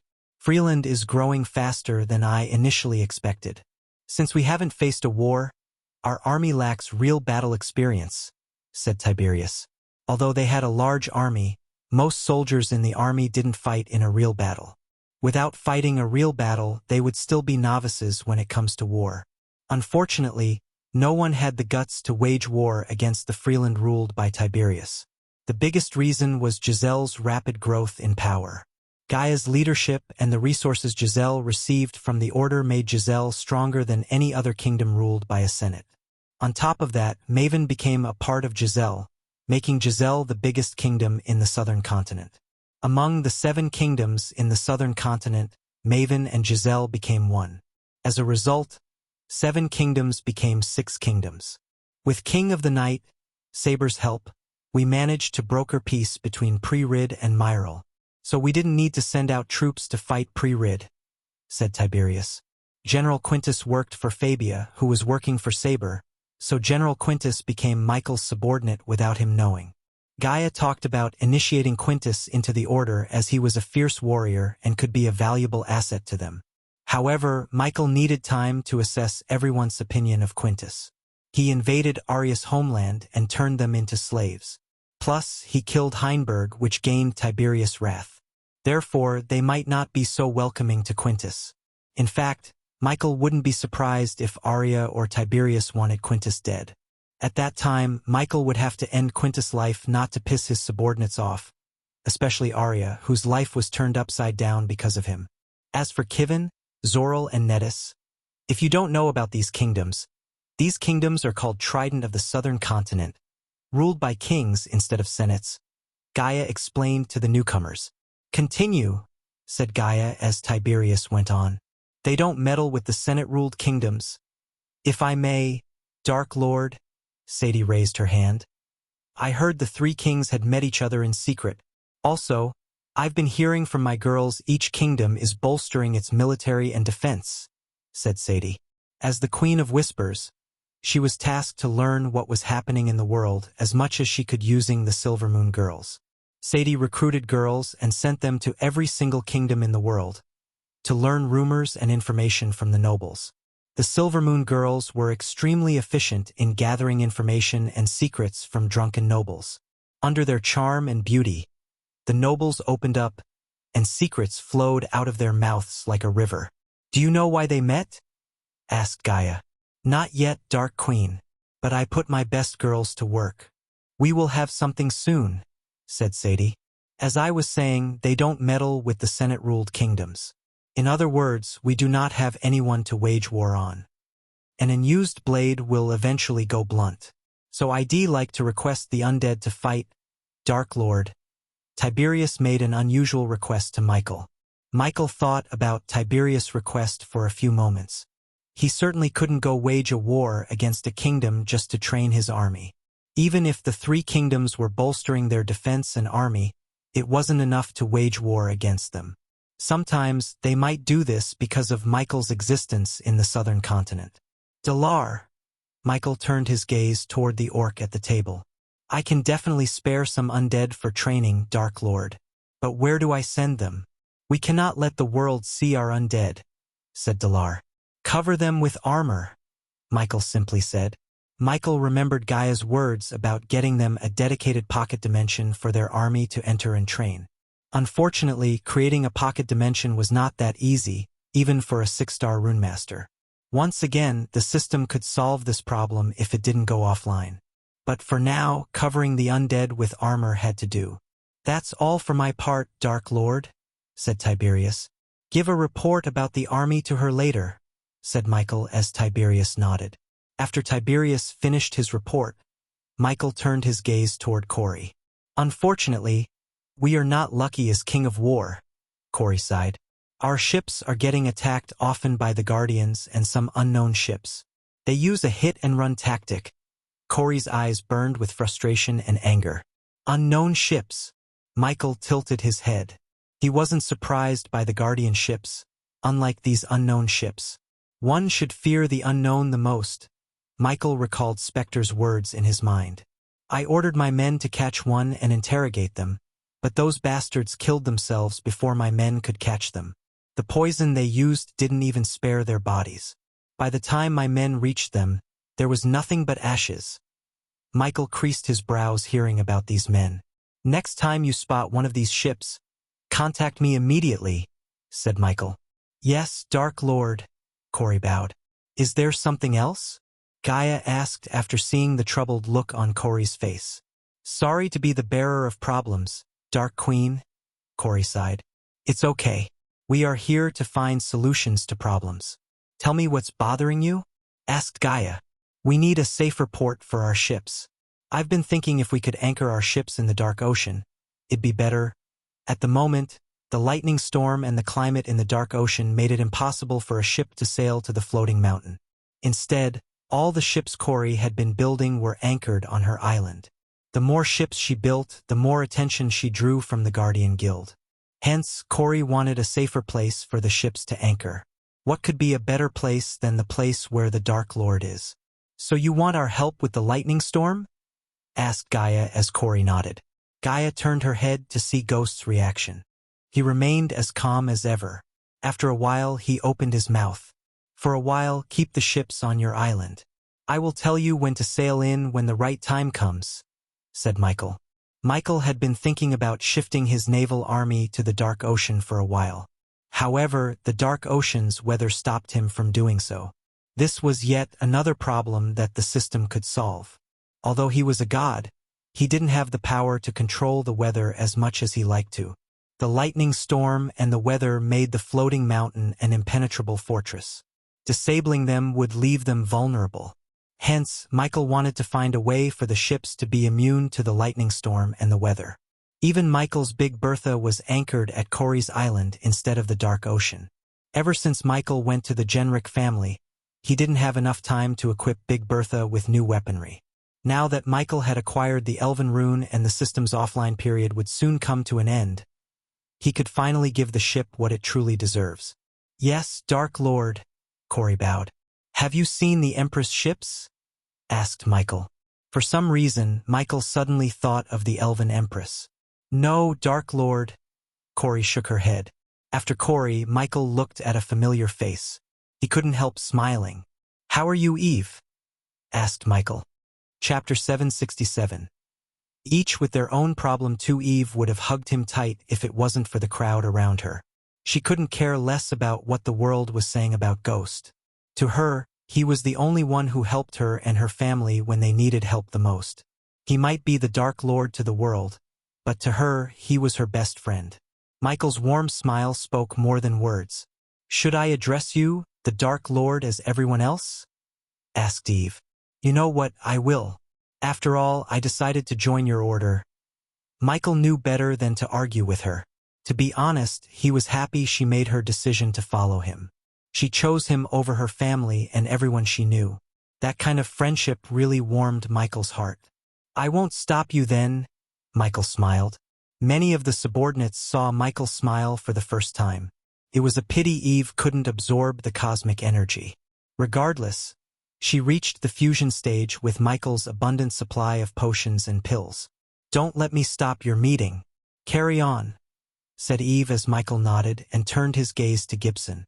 After absorbing the cosmic energy, even Gibson was able to break through into the fusion stage. "Dark Lord, Dark Queen," Gibson bowed toward Gaia and Michael. "My fellow members of the Order," Gibson showed respect toward the other members with the bow. "I've been hunting down the rogue pirate ships as you ordered me to. Since I was blessed with the title of King of the Skies, I received enough supplies to build our very first airship. It's far from complete, but the construction is going on full swing. If I may ask, Dark Lord, I'd like our own shipyard to build our airships," Gibson requested Michael. Gaia already mentioned to him Gibson was asking for a dedicated shipyard. Since they promised Gibson they would help him command an air force, Michael was obliged to build Gibson more airships. But to build them, they needed special shipyards instead of the shipyards used to build ships that sail on water. Luckily, the floating mountain came with an enormous amount of land. Michael could build an airship yard if he allocated enough gold coins to Gibson. "Finish the first airship, and then you will have your own airship yard," said Michael. "So have you come across any of these unknown ships that Corey mentioned?" asked Michael. "Yes, Dark Lord, but the results were the same. Slippery bastards killed themselves and set fire to their ship before we could get to them." Michael rubbed his chin. "Do the same as I told Corey. If you spot one, contact me ASAP." Gibson nodded. Michael then looked at Sadie as he wanted to hear how Sadie was doing. "Sadie?" Sadie cleared her throat before speaking. "With my fusion stage cultivation level, I am in the top 5 to become the next sect leader," Sadie proudly said. "Who's on the selection board? Have any ideas?" asked Gaia. Sadie's eyes widened. Just the Dark Queen's look was enough for Sadie to know what she was planning. Sadie was speechless. But under the Dark Queen's piercing gaze, Sadie had no choice but to tell her the truth. Elders, sect leader, and an ancestor of the Silver Moon founder, said Sadie. This ancestor, how strong is he? Asked Gaia. Immortal, said Sadie. Michael thought about Sadie's selection for a few moments. Although Sadie was proving to be a valuable asset, she could help him more if she was to become the sect leader. How confident are you to make the final cut? Asked Michael. Sadie hesitated for a moment, which told Michael she wasn't 100% confident. In other words, she needed his help. To Sadie's surprise, Gaia had a strange smile on her face. Who is the most likely to become the next sect leader? Asked Gaia. Clara Galganic. The Guardian Guild is backing her.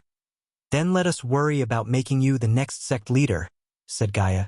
She had already formed a plan in her mind. These little things were beneath Michael's attention. Hence, he let Gaia or someone else take care of it. After Sadie, Michael decided to talk to Arya. While he was in the Genric family, Gaia recruited rogue cultivators, adventurers, and some soldiers who deserted and turned them into fledgling assassins. Under Gaia's training and Michael's guidance, they became deadly assassins in no time. However, they still had a long way to go. These recruits were put under Arya and functioned as the new assassin guild. Whenever a member of the order needed someone out of their way, they just had to contact Arya, and she would take care of the rest. If she was tasked to kill someone stronger than her, then she would request Gaia's aid. Until now, Arya had never failed a contract put on someone. I have almost nothing to report, Dark Lord, said Arya. It wasn't a surprise since Arya was tasked to search and kill. Most of the time, she would be in the floating mountain training with her team. Michael simply nodded. Now that he had returned, Michael allocated some time to train Arya to make her a better assassin. After Arya, Dalar began to report to Michael. I am currently working on transforming a typical undead into an alpha undead. Thanks to the King of War and King of the Southern Continent, I've been getting an ample supply of criminals, Dalar said with a devilish grin. As he said, Tiberius and Caius secretly teleported criminals and scumbags in the Southern Continent to the crypt, where Dalar transformed them into undead. With the vampires and their blood samples, Dalar was on the verge of creating a new breed of undead. Unfortunately, he needed more resources such as gold coins and runes from Eladir. His research was like a black hole that kept sucking gold coins more and more. Anyone would have stopped funding Dalar a long time ago. However, Gaia saw potential in his research. Hence, she kept funding their research. Dark Lord, we need space for our undead army. The forest is running out of space. Let me guess, you want your own pocket dimension, Michael chuckled. I will certainly appreciate it, Dark Lord. Dalar scratched the back of his head. I bet you will, said Gaia. After Dalar, Michael continued talking to each subordinate of his. They all had their own needs and requests except Maxine. She had state-of-the-art mining equipment to mine arch energy crystals. With Mugashuka's blessing, they mined deeper into Stormville Mountain. Every shipment was directly teleported to the Dark Ocean via a portal. Titus and Optimus established a store that deals in information. They used the store to buy and sell information. It wasn't a new idea in this world. For instance, Lord Information dealt exclusively with information. Titus and Optimus were interested in information regarding special items, artifacts, and powerful objects. They also made connections throughout Elon and Azair to acquire rare goods for the Order. Michael spent almost 2 hours with his subordinates. After the meeting, Gaia went to another hall to initiate new members into the Order, including Eve. While she was with the new recruits, Michael headed outside, looking for someone. When he reached outside, he leaped into the air. In a few blinks of an eye, Michael reached the top of the waterfall. Unlike the first time he came, now the place was littered with colorful flowers and plants. The air smelled lilac and roses. He walked along the stream, enjoying the fragrance in the air. Eventually, Michael reached a tiny pond surrounded by red orchids. He saw a little girl meditating before the pond. Her ears slightly twitched after hearing Michael's footsteps. The little girl abruptly opened her eyes. Michael patiently waited for her to turn around. "Brother Ghost!" The little girl shouted with pure joy. She hopped toward Michael like a bunny and crashed into him. "Cindy!" Michael lifted the girl by her arms and kissed her soft, bubbly cheek. She showered Michael with kisses. Despite what everyone said about Ghost, Raylene took Cindy and her brother Rummy and arrived at the floating mountain with Ricky and Daniel. Raylene knew better than many how kind-hearted Ghost was. Even if he was evil, she would wholeheartedly follow him to hell. Ever since then, Raylene had been living on the floating mountain with Cindy. She served Michael as the castle chef. With the abundance of resources and Gaia's guidance, Cindy had reached core formation stage level 6. "Where have you been? People said so many bad things about you, Brother Ghost." Cindy purred, resting her head on his shoulder. "Did you believe any of it?" asked Michael. "Nope. I know my brother. Every coin has two sides, Cindy. They do not know why I did what I did," said Michael. Cindy was not a little girl anymore. She was growing up, and Michael wanted her to face reality rather than live in ignorance. "I know." Cindy pecked him on the cheek. Michael carried Cindy on his shoulder and strolled around the mini garden. Spending time with Cindy was a breath of fresh air after the intense meeting with the Order. Since Cindy had reached the core formation stage, he taught her how to fly. They flew across the skies until Michael was called to the castle by Adelia. They thought they were going to surprise Michael with a feast, but he could smell Raylene's cooking from a mile away. Still, Michael pretended to be surprised for the sake of Gaia and Raylene. Chapter 768. An old enemy. Michael was on his way to the feast hall when he met Raylene. She greeted Michael with a relieved sign. She was worried sick about him while he was gone. "Master!" Raylene almost called him Master Ghost as usual. Realizing he was called the Dark Lord by everyone here, she swallowed her words. She awkwardly smiled at Michael. Michael relieved the tension with a friendly hug. "I am glad you chose to come here," said Michael. "It's the least I can do." "You can call me Master Ghost as usual," Michael whispered into her ears. Michael put his arm around Raylene and walked toward the feast hall. Even from the outside, he could sense the liveliness inside. The air smelled of baked buns and roasted meat. Michael felt hungry just by taking a whiff of the air. "Is everyone okay for you here?" Michael asked Raylene. "I have no complaints, Master Ghost. Except for the weather, it's always dark and gloomy here." Michael chuckled. "Well, it comes with the territory of being the god of darkness." Raylene's eyes widened. Her body shivered. "So is it true, Master Ghost? Are you really a god, as Lady Gaia says?" asked Raylene. "Yes," said Michael. He saw no reason to hide his true identity anymore.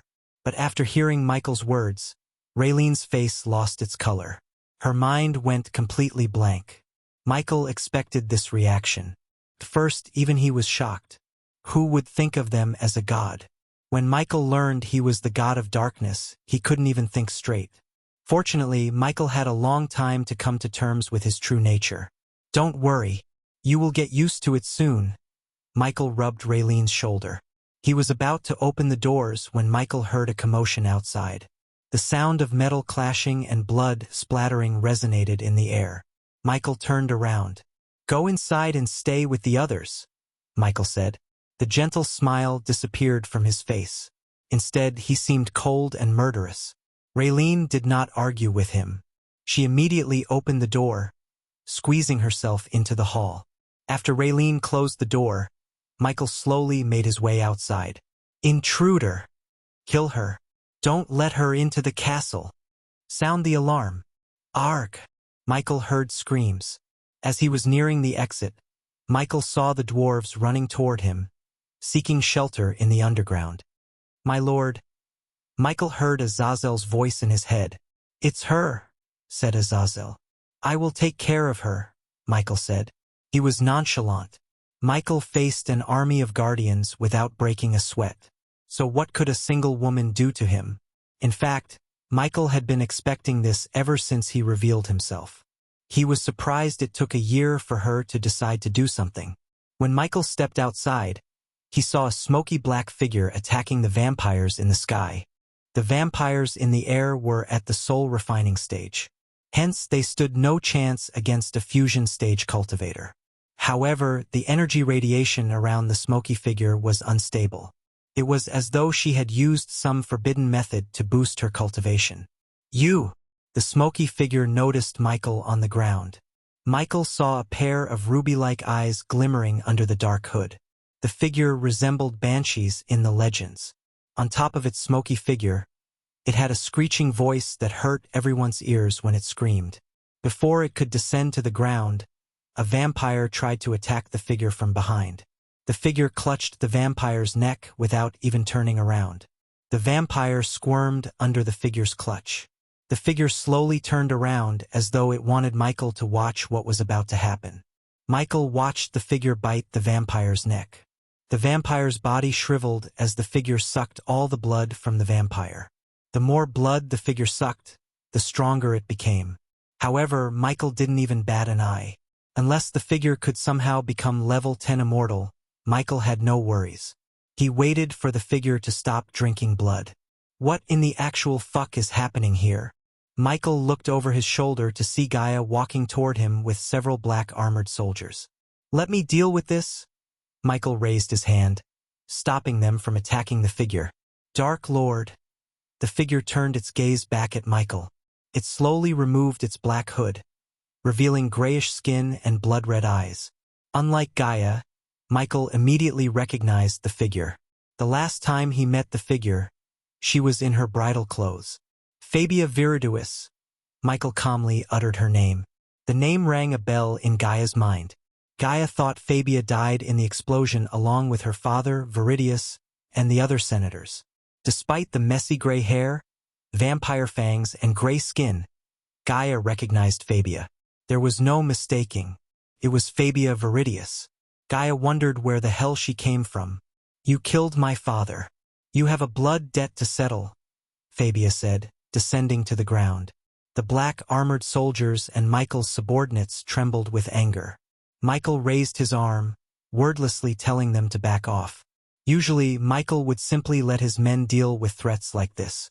But Fabia's matter was different. She came to his domain and challenged him. It would be a sign of weakness if he didn't accept her challenge. "Face me in a duel." Fabia unsheathed a sword emanating a thick bloody aura. Michael could see the glowing runes on the blade. The sword seemed like it could kill an immortal. Suddenly, everyone has an immortal killing weapon, Michael sighed. He just looked over his shoulder as everyone moved backward, making space for Fabia and Michael. Everyone thought Fabia was crazy to challenge the Dark Lord. Since it was a duel, neither of them could use spells or cultivation. Otherwise, Michael could kill her with a single spell. "Come at me!" Michael gestured at Fabia to make her first move. Without a single thought, Fabia dashed at Michael. Her eyes glistened with rage. It was obvious she was waiting for a year for this moment. Even Saber had no idea she was holding a grudge against the Dark Lord. He told her not to mess with the Dark Lord. But here she is, doing exactly what Saber told her not to. When the sword was just a few inches away from Michael's head, he swayed his body to the side, evading the sword. She was quick but not quick enough to attack Michael. "Too slow." Michael slapped the back of her head. The force of Michael's slap sent her flying a couple of meters. As she hit the ground, she coughed up blood. The sword almost slipped off Fabia's hands. The subordinates weren't surprised by the Dark Lord's power. After all, it was expected of him. Fabia managed to pick herself up. Her grip on the sword tightened. Yet again, she dashed at Michael. There was no finesse or technique in her movements but utter rage. She hoped to hit Michael as she swung the sword left and right. Michael evaded every single slash with ease. He waited for an opening to finish this duel without dragging it. He saw no point in it. In a few seconds, Fabia swung her sword at least 50 times. After a while, her movements slowed. Michael simply grabbed Fabia's sword hand. He lifted her off the ground by her hand and threw her in the air. He waited for her to come down. When she was within his arm's reach, Michael swung his body, kicking her in the head. Michael slowly walked toward her. Fabia looked over her shoulder and swung her sword at lightning speed. Her vampire powers gave her speed beyond any mortal limits.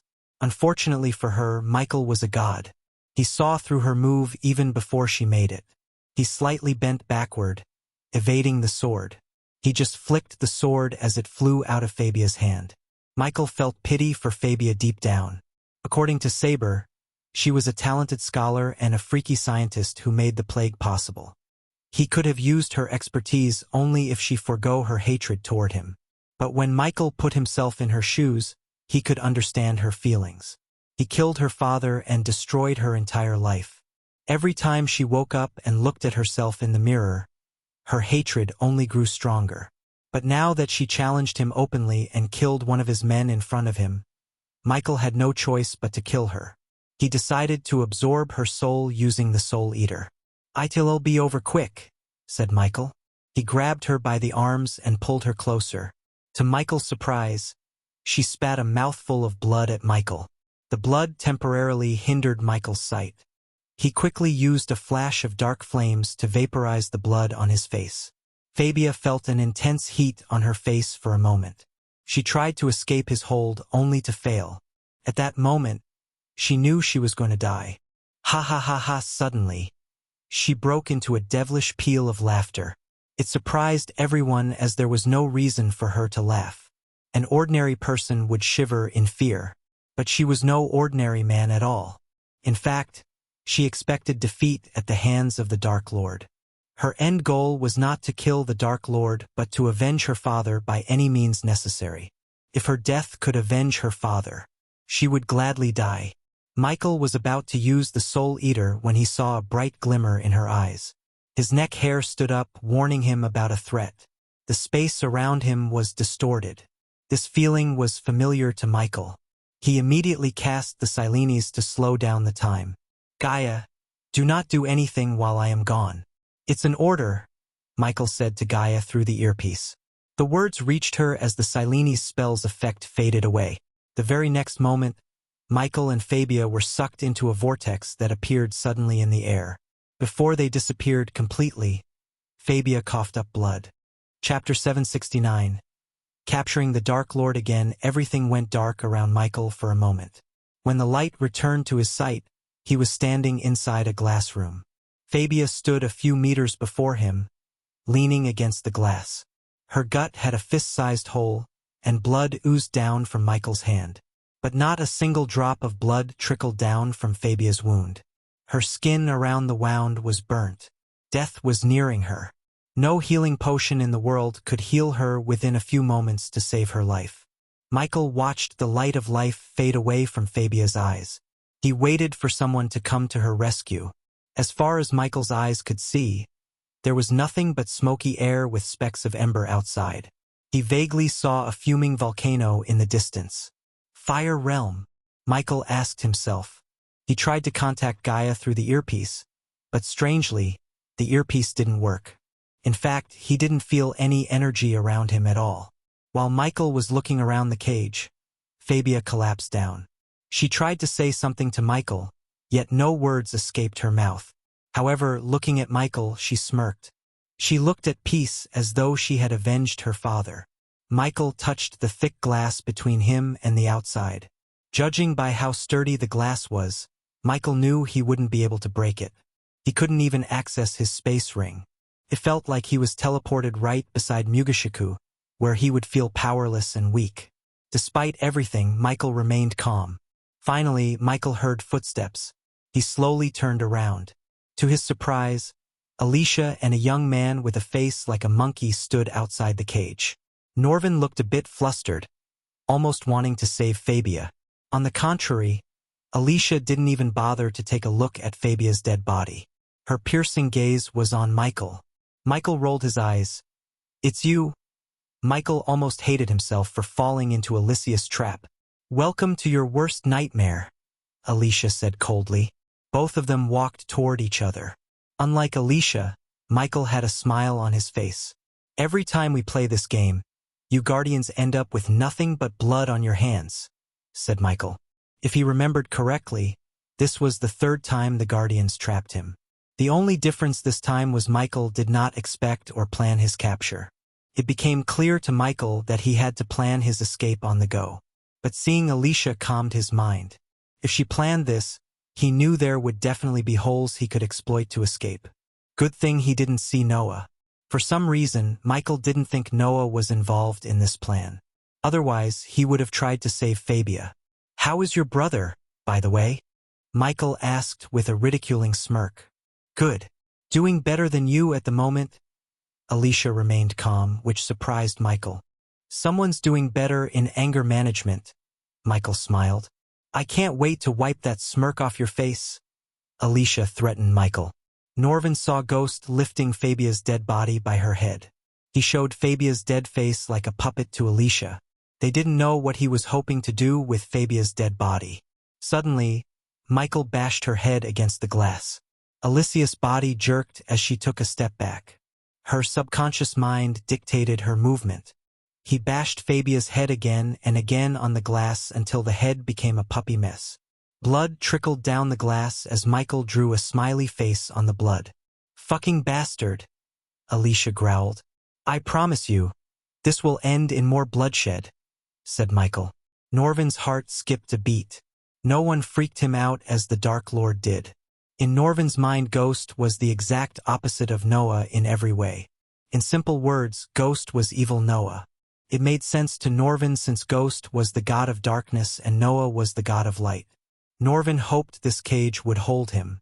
He would have been more confident in this plan if Noah knew about this. "And I promise you, it will be your blood." Alicia banged the glass. When she locked her gaze with his eyes, images of what her family had gone through since the battle tournament flashed across her eyes. Until now, Peter remained supervised and locked in his own home. Noah chose not to meddle in Peter's case as Noah believed Peter was in the wrong and deserved punishment for his vigilante actions. Alicia slowly stepped back. A slow grin emerged on her cold face. Soon, she flicked her wrist as golden chains materialized inside the cage out of thin air. They flew at Michael, coiling around his wrists. It stretched out Michael's arms. He felt the chains tightening. The glass between them slowly slid open as Alicia stepped inside the cage. To Michael's surprise, her soul-refining stage cultivation didn't waver. Apparently, the cage only affected his cultivation somehow. Without a doubt, he was at a disadvantage. Alicia clenched her fist and punched him in the face as fast as she could. "Alicia?" Norvin tried to stop, but Alicia sent Norvin out of the cage with a blast of energy wave. Before Norvin could come to his senses, the cage slid closed. "Is that the best you could do?" Michael spat down the little bit of blood in his mouth. Alicia's eyes glistened with uncontrollable rage. She swung her fist left and right. Michael's vision became blurry after receiving almost the 60th punch from Alicia. Despite everything, Michael still had a smile on his face. With blood covering his teeth, he looked like a grinning devil. "Alicia, stop!" Norvin shouted from outside. However, Alicia did not heed his words. Instead, she kept punching Michael until her hands went numb. "Are you tired?" Michael snickered. "You should work on your stamina." Michael moved his neck left and right as it made cracking noises. His face was almost covered in blood and swollen. Michael avoided using the APD so she wouldn't notice anything strange. Because of that, her punches did a number on his face. His nose was cracked, eyes were swollen, lips were cut, and a wisdom tooth began to shake inside his mouth. "What the hell are you doing?" Michael heard a voice. He looked over Alicia's shoulders to see Mutrad and a few others descending from the sky. Mutrad's eyes widened seeing Michael inside the cage. Alicia wiped Michael's blood off her pearl-white robes. "Just testing if the cage works," Alicia replied to Mutrad in her usual cold tone. Seeing the sea folks, Michael realized the plan of Alicia might be theirs, not the Guardian Guild's. "TSK, TSK, TSK, TSK," Michael tooted. Michael chuckled as they all locked their gazes with Michael. "If you have something to do with this, I strongly recommend you undo this. I have no quarrel with the sea folks. Don't create one," Michael said. If he had spoken these words before the Black Day, Mutrad would have laughed it off. However, after witnessing the entire island, along with hundreds of guardians, getting destroyed by the Dark Lord. Mutrad couldn't help shivering deep down. The last thing Mutrad wanted was a massacre in his homeland. Obviously, this wasn't Mutrad's plan. Instead, he was just sent here to oversee the Dark Lord's capture by his elders. Mutrad preferred planning with Noah more than his elders. For some reason, they didn't realize what the Dark Lord was capable of. "Shut up!" Alicia punched Michael in the face to shut him up. Every punch made Michael want to kill her more. Until now, Michael never wanted to kill Alicia, but she managed to change that successfully. Norvin saw the glimmering killing intent in his eyes. He really started to fear for Alicia's life. "I did say don't approach him until we are here, didn't I?" asked Mutrad. He knew the history between Alicia and Ghost. Hence, Mutrad recommended the elders against bringing her into this mission. However, the elders did not listen to him. For some reason, they were adamant about putting Alicia on this mission. The elders felt she would do necessary things, such as sacrificing Fabia. "Step outside the cage." Mutrad gestured at Alicia to leave the cage. "Don't worry. We will have a long chat later," Alicia snickered. "I hope so," Michael answered her calmly. He didn't give her the satisfaction of showing his anger. "So what's the plan here, Mutrad?" Michael asked Mutrad. "I think you mistook your position here, Ghost, if that's your real name. Only I ask the questions here and you do the answering. What if I don't? Are you going to kill me?" "Believe me, you can't," said Michael. "Who said anything about killing?" Michael saw a strange smile on Mutrad's face. If they didn't want to kill him, what were they after? Michael asked himself. It seemed like the only way for him to find out was to go along with Mutrad. Suddenly, something rattled the cage. Mutrad lost his balance for a while.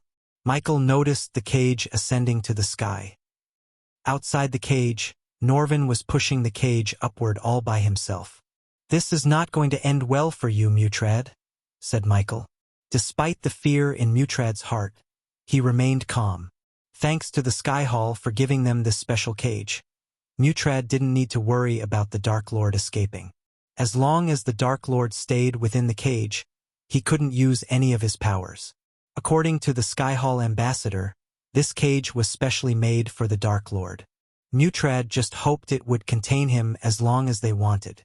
"I will escape." As though Michael had read his mind, he said to Mutrad. Michael's words completely caught Mutrad off guard. Eventually, the cage stopped moving. Mutrad left the cage, leaving Michael behind. Inside the cage, Michael tried to establish contact with Gaia but failed. "How long are you planning to stay offline, system?" 3 weeks, Michael's eyes widened. He heard the system's voice for the first time since 11 months ago. It immediately put a smile on Michael's face. 3 more weeks. Then we'll be back, Michael mumbled under his breath. Chapter 770. Mutrad's fear. 2 weeks had passed since Michael's capture. His cage was teleported inside a floating palace above the volcanic mountain. The ground beneath the cage was wide open. If someone wanted, they could drop the cage right into the volcano with a single push of the button. Inside the cage, Michael was doing one-arm push-ups to keep himself healthy.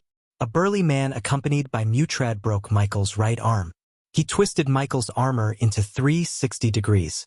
Over the past 2 weeks, they had been asking Michael about a portal to the higher realms. Michael had 0 clues about any higher realms. After Michael finished his 300th push-up, he noticed Alicia and Mutrad through the glass. Michael stood up. Michael looked rugged with a long, thick beard and long hair. His right arm just swayed along his body lifelessly.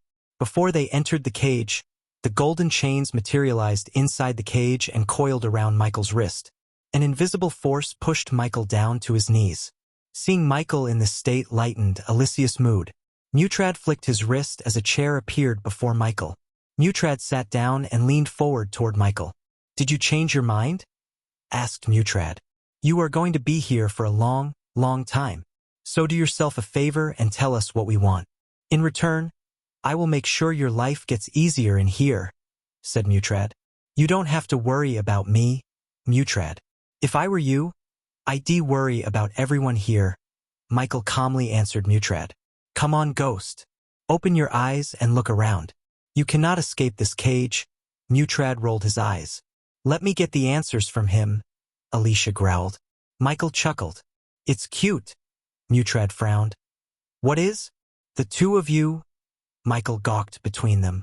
One tries to play the good one, and the other is trying to be the bad one. This is the problem with this whole thing. You can break a stone with a chisel but not a mountain. But we can break your other arm, Alicia coldly said. And I'd bet you would. Engrave these moments in your mind deeply, because soon you're going to regret everything, said Michael.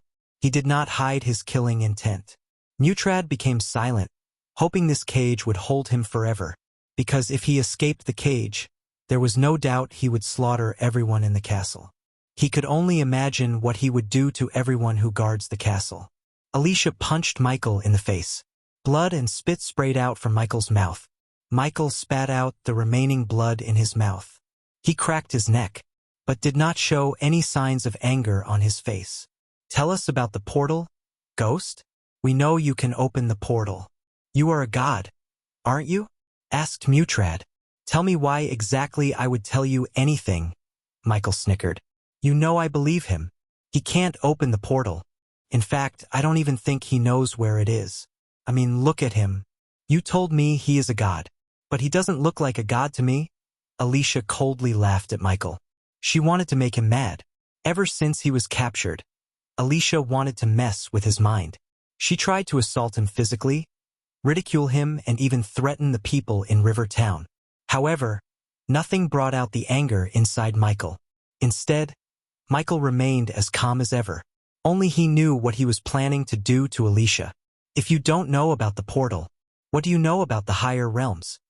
Mutrad asked Michael. Unlike Alicia, Mutrad restrained himself from crossing any limit with the Dark Lord. Nothing, Michael shrugged. If you want to know more about the higher realms, you should ask Noah Winston. As soon as Michael uttered his name, Alicia punched Michael yet again. This time, several times harder than before. Do not speak his name, Alicia growled. He is a god, isn't he? Plus, he has a wise old grandpa with him. Michael saw a strange uneasiness in Mutrad's eyes. He doesn't know about all this, does he? Michael grinned. I am not surprised. I know he is easy to manipulate, but he is not stupid enough to do this. Michael turned his gaze to Alicia. When I kill everyone here, all that blood will be on your hands. I promise you, Noah wouldn't take your side. Alicia punched Michael again, but Michael did not stop talking. Why do you think Noah fell in love with every beauty he meets on his path? Because you are not good enough for him. If you love two people at the same time, choose the second.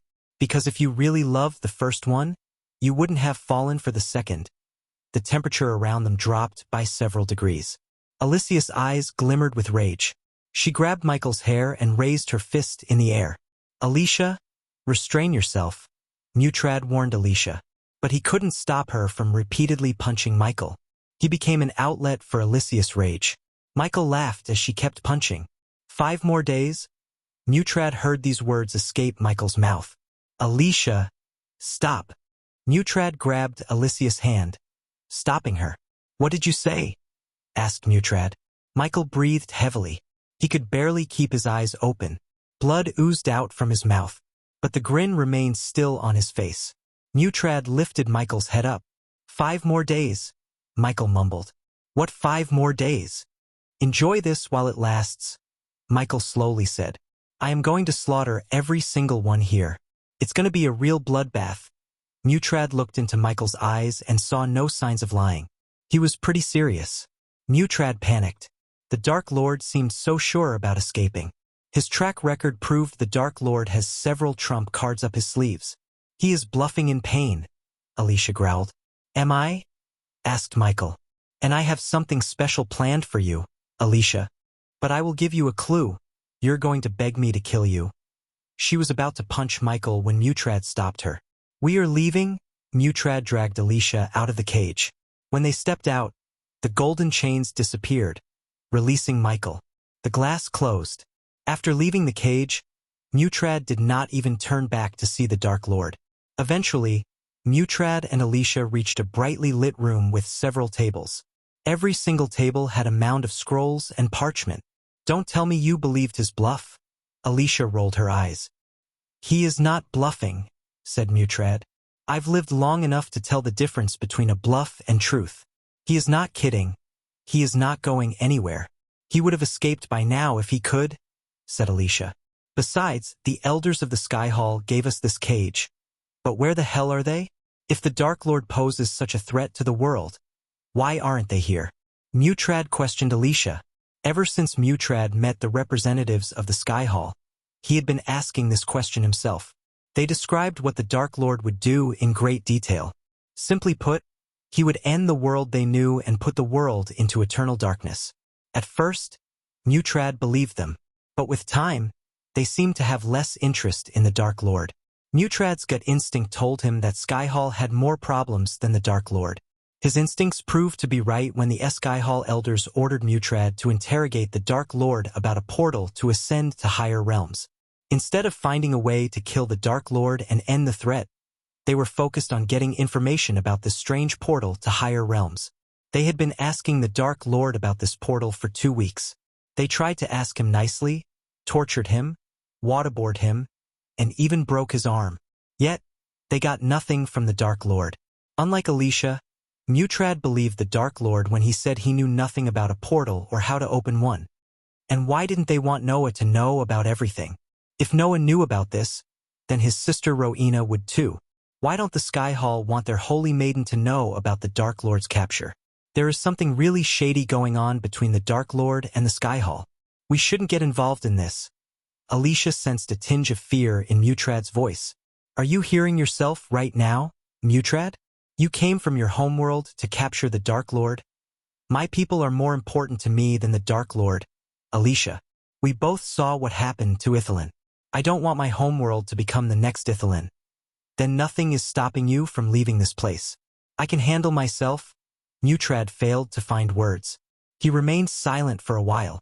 We need to bolster the defense. If he isn't bluffing, we need to be on our guard, said Mutrad. Very well. I'll request Sky Hall to send us some backup. While I am gone, please get your shit together, Mutrad, Alicia said before leaving the room. Mutrad collapsed down on the couch behind him. He took a few deep breaths. What did I get myself into? Mutrad regretted his decision to come to the land from his homeworld. Deep down, Mutrad even thought about cutting a secret deal with the Dark Lord. In the Game of Kings, only pawns will be sacrificed. Mutrad recalled the Dark Lord's words. I have a bad feeling about this, Mutrad said to himself. He didn't even after receiving backup from the Sky Hall. He would be able to relax. There was a reason why Noah didn't want to make a move against the Dark Lord. Although Mutrad knew only little about Noah, one thing was sure. Noah was searching for something. By chance, this thing went south. Mutrad didn't think Noah would take lightly to Alicia's actions. As far as Mutrad could tell, Noah wasn't the same person he had met a year ago. What's going to happen in 5 days? Mutrad asked himself. He took a scroll and decided to write a letter to his elders regarding the Dark Lord's words. He hoped this letter would change the elders' mind. Chapter 771. Day of Retribution. Early morning in the Fire Realm was nothing more than the red sky turning redder. The dark smoke from the volcano covered the air as far as one could see from the floating castle. There were no early singing birds, golden sun rays on the horizon, or fresh air smell. At that moment, Dante was washing his face in front of a mirror. He looked up to see a face with hazel eyes and red hair staring back at him. Dante grinned at his own reflection. He was proud of how dashing he looked in the silver armor. One more day, Dante. One more day, he slowly spoke to himself. Dante was assigned to guard the Dark Lord's cage by Mutrad. It had been 3 weeks since they captured the Dark Lord. Until now, the Dark Lord had done nothing but got tortured by various strangers. Dante got a chance to watch the interrogation, which wasn't pretty. Dante and his team were ordered to guard the castle with complete caution 2 days ago. 50 years had passed since the Arctic Hall assigned him and his team a task. They were one of the elite squads of the Arctic Hall. In Dante's 500 years of life, this was the 3rd time that he was ordered to bring his entire team on a mission. When they were summoned, Dante expected some action. However, he and his team experienced nothing but utter boredom. They stood outside the Dark Lord's cage and watched him getting tortured and beaten. Dante heard so much about this so-called Dark Lord in the mission briefing, yet he seemed weak. The Sky Hall managed to capture him with a single cage. "Time to return to my post," Dante sighed. He combed his hair back before leaving the room. He headed for the Dark Lord's cage as usual. On his way, he met several soldiers wearing sky blue armor. Apparently, the Sky Hall sent these soldiers as additional backup to guard the Dark Lord. Eventually, Dante reached a huge metal door flanked by two half-immortal guards. They were his men. One of them was a red-haired woman. "Hey, boss!" The red-haired woman greeted Dante with a grin. "Anything interesting happened?" asked Dante. "If you call Isaac here yawning and bitching about his life action, I have seen plenty of it." The red-haired woman rolled her eyes. "I didn't bitch about my life, you bitch." The golden-haired soldier beside the woman snarled. "Don't mind, Mila. She is just messing with you." Dante chuckled. "Open the door. Need to see our prisoner." Mila and Isaac pushed open the door as the runes began to radiate faint light in the door. Opening the door exhausted their strength. It took two half-immortals to open the door. After the door opened, Dante saw the Dark Lord's cage. Isaac and Mila gawked at the Dark Lord. 6 other half-immortals stood around the cage. When Dante entered the hall, all of them bowed toward him. Dante nodded as he walked toward the cage. Since this was early morning, he had a chance to see the Dark Lord up closer. Once the interrogators entered the hall, they would send him and his team out of the hall. The Dark Lord seemed calm and collected, leaning against the glass with no worries in the world. "Are you going to try something?" Dante asked the Dark Lord. "Have some patience, my friend," the Dark Lord answered. "I am going in." Seeing Dante talking to the Dark Lord, Mila couldn't stay still. She wanted to have some words with the Dark Lord too. "Hey, wait!" Isaac tried to stop her, but she was already on her way toward the cage. "Sorry, boss. I couldn't stay there," said Mila. "It's cool. I don't think something will happen. Am I wrong?" Dante asked the Dark Lord. "Maybe. Maybe not. Come on, dude. Do something. You have so much hype around you," said Mila in a playful tone. "You guys have families?" asked the Dark Lord. "Why? You want to threaten us using them? That's cliché, don't you think?" Dante replied to the Dark Lord. "Nah." The Dark Lord slowly shook his head. "I just want to give you some time to talk with your loved ones. After all, when I come outside, you will all die." The Dark Lord spoke with a gentle smile as though he was having a normal conversation with them. "Dying will be better than standing out there listening to Isaac bitch about how his woman cheated on him with another man." Mila rolled her eyes. The Dark Lord chuckled. "You guys seem cool. I might feel bad after killing you," said the Dark Lord. "So, is this what you do? Daydreaming all day? This bad boy will hold you here forever." "It sucks to be you," Dante said. "You guys shouldn't believe everything the Sky Hall says. Ask yourselves, if I am their #1 priority, why aren't they here?" Mila and Dante remained silent for a while as the Dark Lord continued. "They didn't send their strongest because they didn't want them dead. Instead, they are using you. I bet except you. The others are just half-immortals." The Dark Lord pointed his finger at Dante. To Dante's surprise, he was right. Except for him, all of his team members are at the half-immortal stage. "If I am not wrong, you are a half-immortal yourself. You might be strong, but no way you can walk past all of us," said Mila. "I am used to creating ways when there is none. If you are hoping your minions will save you, I have bad news for you. No one is coming. The last time I heard, they are not even making an effort to find out where the hell you are," said Dante. To their surprise, the Dark Lord just smiled. "I know. I ordered them not to," said the Dark Lord. Mila frowned. "And why would you do that?" "Because I don't need them," the Dark Lord shrugged. "Well, if you are going to escape, please do it soon. I am getting bored to death here." Dante sighed. "Careful what you wish for, my friend," said the Dark Lord. As they were talking, Dante heard footsteps. He and Mila turned around to see Mutrad, Alicia, Norvin, and a few others walking toward them. It seems like our small chat is over, said Dante. A pity. Dante and Mila took a step back from the cage. I am glad you are here, Alicia. Dante heard the Dark Lord. He saw Alicia's eyes glimmer with cold, murdering intent. For a few moments, they all stood outside and watched the Dark Lord in silence. He slowly stepped toward the glass. How is Peter doing? Michael asked Alicia. There was a strange smile on his face. Looking at him, Mutrad couldn't help feeling dreadful. Ah, don't be mad, Alicia. Peter would love to get out of his house. How long till he stepped outside? Michael rubbed his chin. Suddenly, the runes around and inside the cage flickered. What's happening? Mutrad panicked. Alicia frantically looked around as the cage containing Ghost trembled. Do you know what I like about the runes the most? It's so easy to hack them.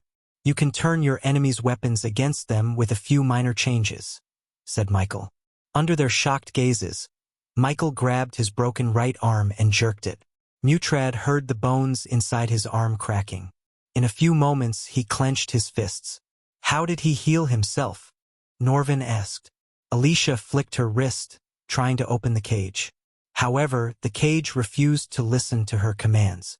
Michael turned around, walking toward the center. Stop! Alicia raised her voice. She conjured a sword made of chilling ice. Take one step further, and I will send you straight down into the volcano, Alicia threatened Michael. She pointed her sword at the chains holding the cage. You wouldn't do that. Michael turned around. You want to test me, Alicia growled. Mutrad's mind went blank. He feared something would happen, and it did. To Mutrad's utter shock, a bright light flashed across the cage. They all closed their eyes. When they opened their eyes, someone else stood beside the Dark Lord. Peter! Alicia shouted. Where am I? It took Peter a few moments to realize he was teleported from his home. He saw Alicia shouting at him. The others around Alicia looked pale. Hello, Peter. Peter felt a chill when he heard the voice. He recognized the voice almost immediately. How could he now? He was reliving what had happened 2 years ago at the tournament in his mind ever since. He slowly turned his head to see a man with a bushy beard and long hair staring at him.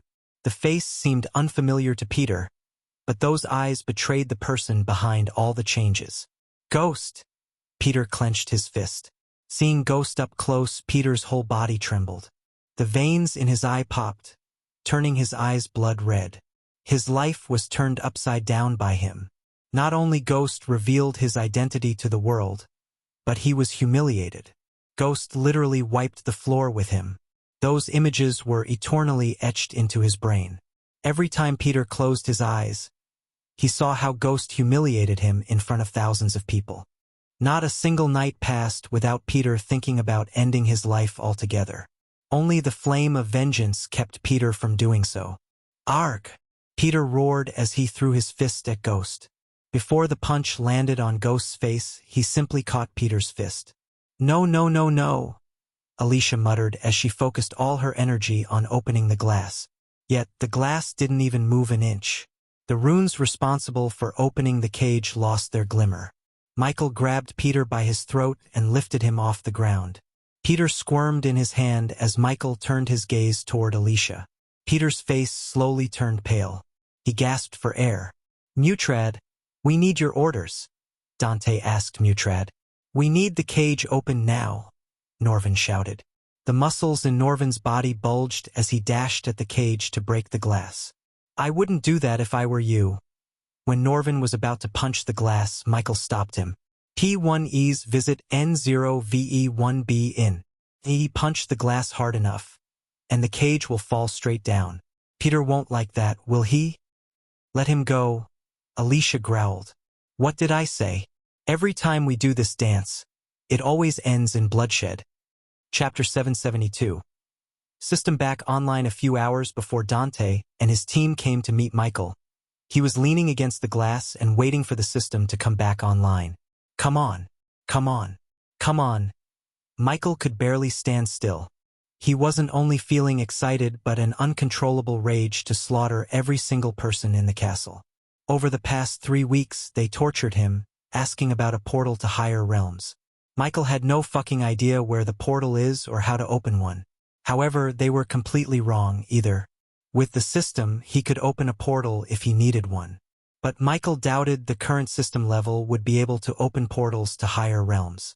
After spending 2 years with the system, Michael had a pretty good idea about the system's capabilities. If it wasn't for the APD slowly healing his body, he would have been in a much worse state. He couldn't wait to see the look on Alicia's face when he paid her back for everything she did. He locked his gaze on the countdown timer in the corner of his sight.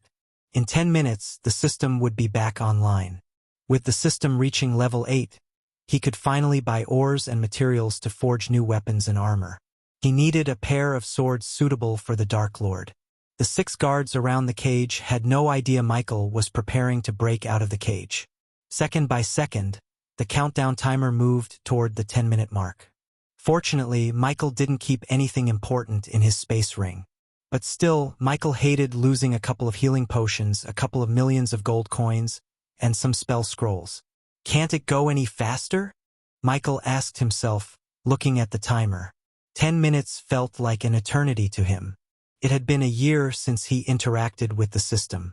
Situations like this made him miss the system the most. Granted, Michael still had some plans in his mind to escape the cage even without the system. But having the system made everything so much easier and more interesting. The system will come online in 5 minutes. Michael smiled when he heard the system. He walked left and right in the cage. Soon, seconds turned minutes, and eventually, Michael heard a loud ringing in his head. His whole body felt an electric bolt running down his spine. He experienced acute pain in every fiber in his body. Felt like his very soul was screaming in pain. But soon, the pain and discomfort turned into a soul-soothing feeling. The system upgrade is completed. Current system level 8. 0. The host can now have up to 50 subordinates. The host has received a legendary token to get free 5-star level specialization as a gift for upgrading the system. Finally, Michael almost shouted in excitement. He immediately accessed the system to take a look at his status window. Host. Michael cultivation level. Half immortal level 10 experience points.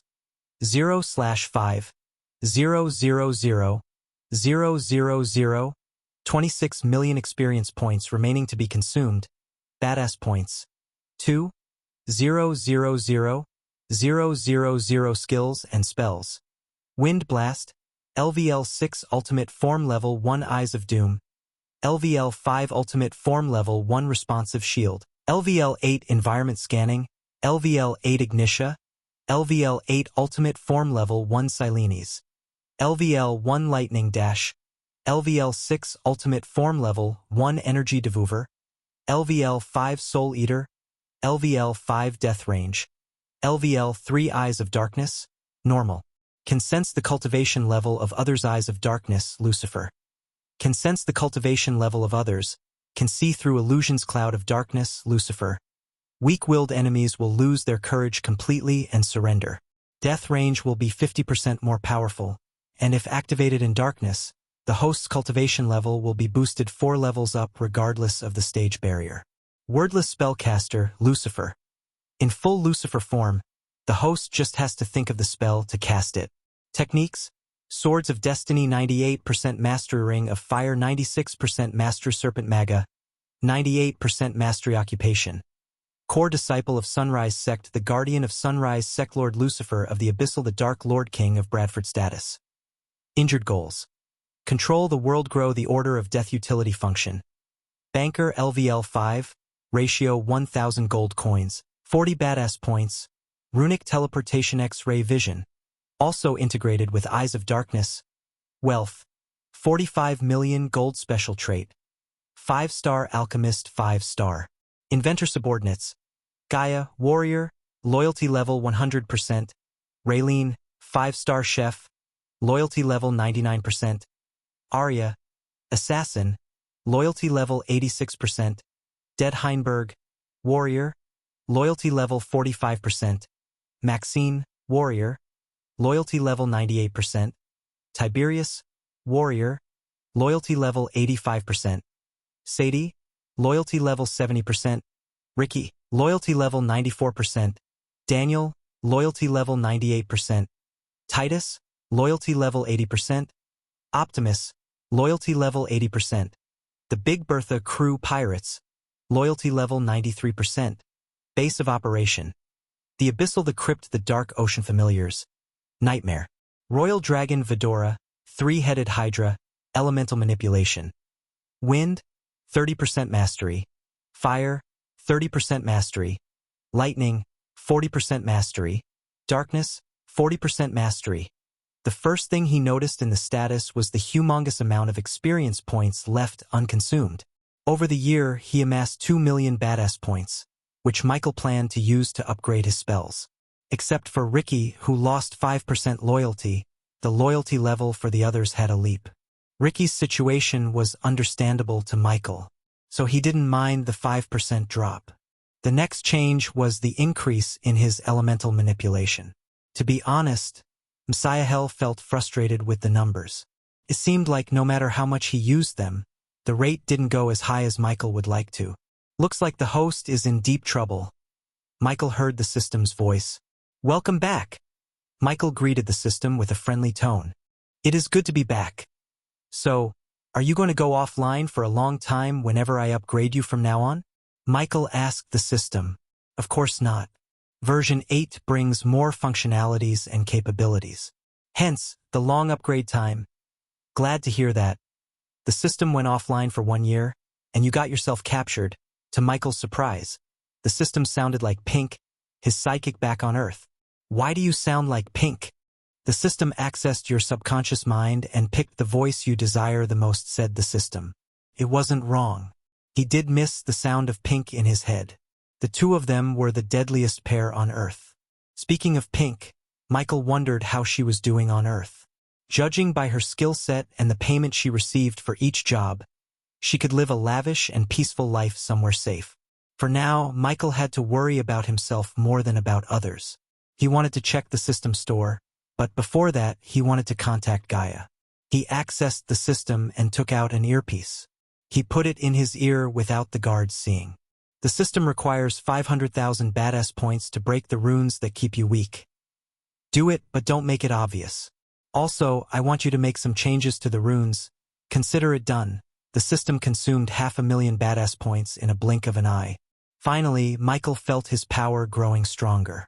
However, Michael did not feel relieved or happy as he should be. Instead, he was concerned. If a single cage could make him weak and vulnerable, that was a weakness he should address ASAP. Therefore, Michael decided to take the cage with him to the Dark Ocean so Eladir could study the cage and find a solution.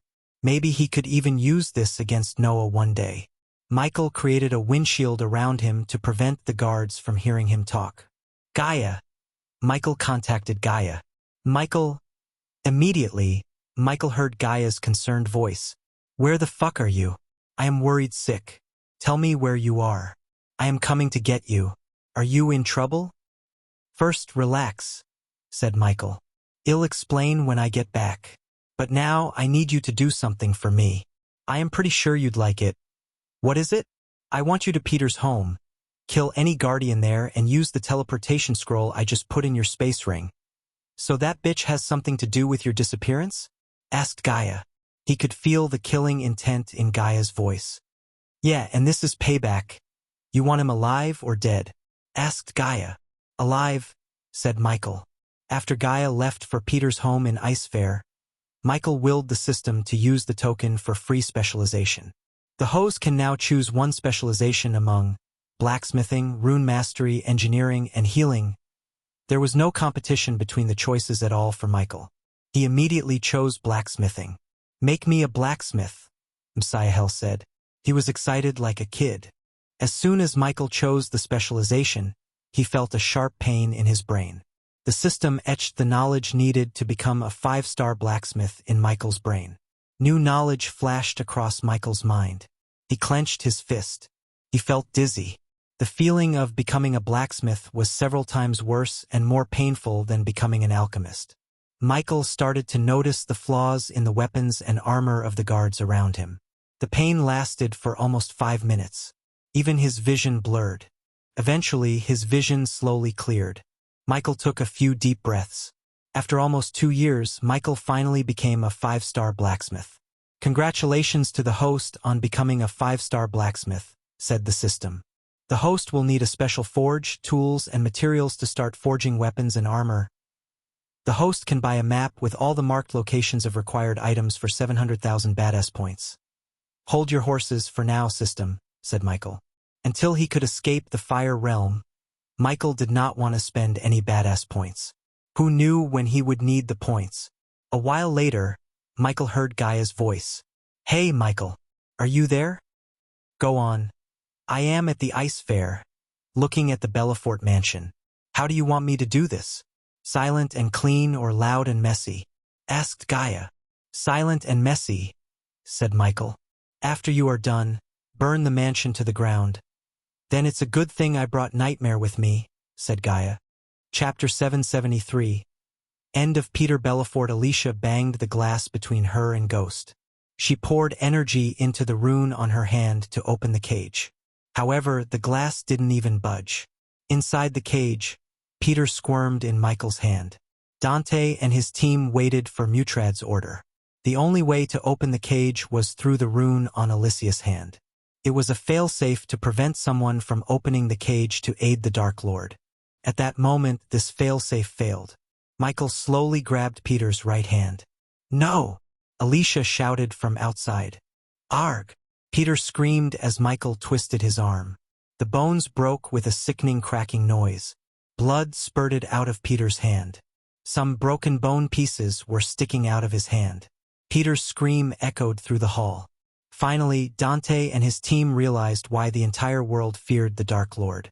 The illuminating orbs around the hall flickered. Slowly, everything grew darker. His long hair fluttered in the wind, giving him an eerie, devilish look. Michael did not stop with breaking Peter's hand. He grabbed the broken shoulder and slowly applied pressure.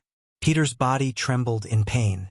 "Before you brought me here, I had no intention to hurt your brother." "Not at all," Michael said, looking at Alicia. "In fact, I forgot about him. But you couldn't let it go." Norvin noticed Peter's muscles around his shoulder tearing apart. They could do nothing but watch the Dark Lord rip Peter's hand off his shoulder. Blood sprayed out of Peter's shoulder, painting the glass red. It was a sickening sight to see. Alicia banged the glass, hoping it would break the cage. "Ghost, stop!" Norvin shouted. He tried to stop the Dark Lord using words even though everyone knew it wouldn't work. "We are beyond negotiation," Michael simply said. He grabbed Peter's other arm. Seeing this, Alicia roared like a wounded lion. "Break this cage!" she shouted. However, Dante and his team felt reluctant to follow her order. The cage was designed to fall down once anyone tried to break the cage from the outside. Unfortunately, the only way to open the cage was through the rune on Alicia's arm. No one expected the Dark Lord to turn the tables on them. He made them powerless. "Your brother's death is on her head. Don't you agree with me, Norvin?" Michael asked Norvin. Norvin couldn't answer Michael. But to be honest, Norvin blamed Alicia for this. From the moment the Sky Hall elders approached Alicia behind Noah's back, Norvin advised her against taking this mission. Naturally, she didn't listen and jumped the gun when they told her they could capture the Dark Lord. The only reason why Norvin was with her was that she asked him to. Alicia had never asked him for anything in her life. Thus, when she asked, he couldn't refuse her. Besides, he felt he could safeguard Alicia if he was with her. But Norvin never thought their plan would horribly go wrong. "At this point, you should know better than to mess with me." Michael's voice turned cold.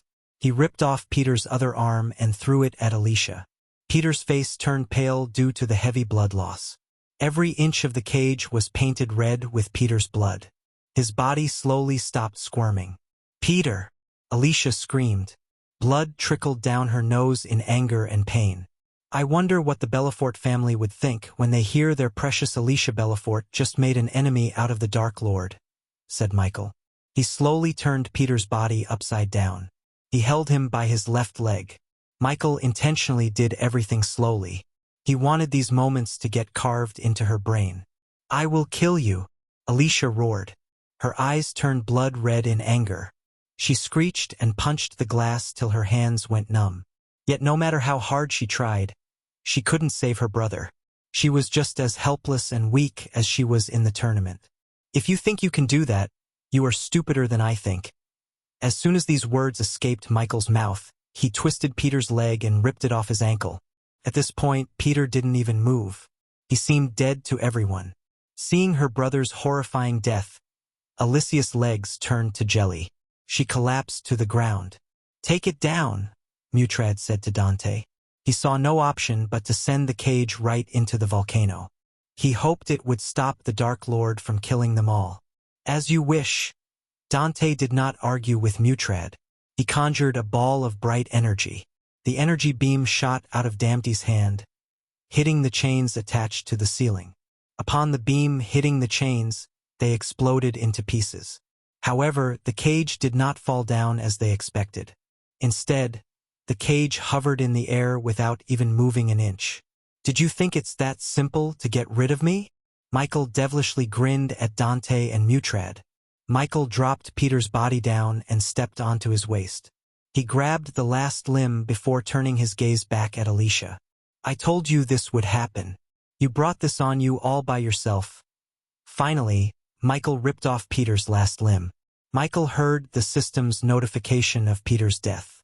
Compared to the experience points he received from killing half-immortals and fusion-stage cultivators, the amount he received from killing Peter was negligible at best. "Now, every single one of you is going to die. If I were you, I wouldn't put up a fight. It will only make your death more painful," said Michael. He glanced at Dante and his men. "Don't say I didn't warn you," Michael snickered. "Guys," Dante raised his voice, "surround the cage and prepare for a fight," Dante ordered his men. Everyone, including Mila, was poised to attack the Dark Lord. They surrounded the Dark Lord. Ignoring Dante and his men, Michael grabbed Peter by his neck and lifted him. He walked toward Alicia. Norvin was speechless. After witnessing Peter's death, Norvin regretted accepting Alicia's request. He blamed himself for not talking Alicia out of this mission. At the very least, he knew he should have talked to Noah. He feared what Noah would say to all this after knowing what happened to Peter. Norvin doubted the Guardians and Belfort guards would still be alive.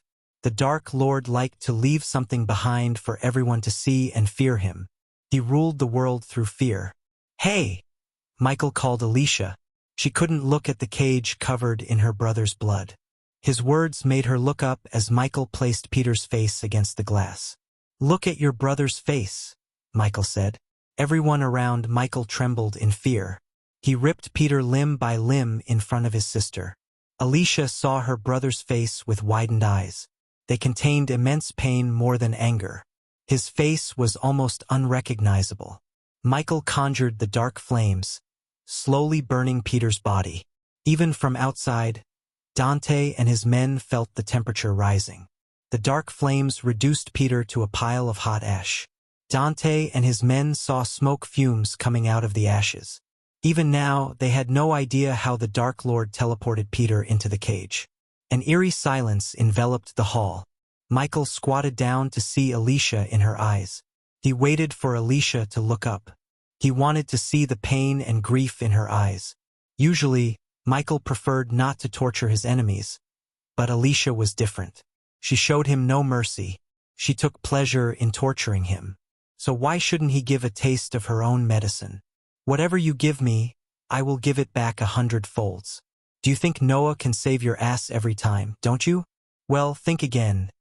This is between you and us. Don't bring her family into this," Norvin snarled. They felt a chill when Michael burst into cold laughter. "You should have thought that before you decided to bring me here. As long as she is a Belfort, they will suffer untimely deaths." Michael threatened Alicia and Norvin. They waited for him to come out of the cage, because there was no way for them to get inside. Suddenly, Michael's eyes turned pitch black. A black beam shot out of his each eye. The glass cracked. The number of cracks in the glass gradually increased. They knew it was only a matter of time before the glass shattered completely. "Get out of here!" Dante stepped in front of Mutrad. He directed his words at Norvin, Alicia and Mutrad. No. Alicia shook her head.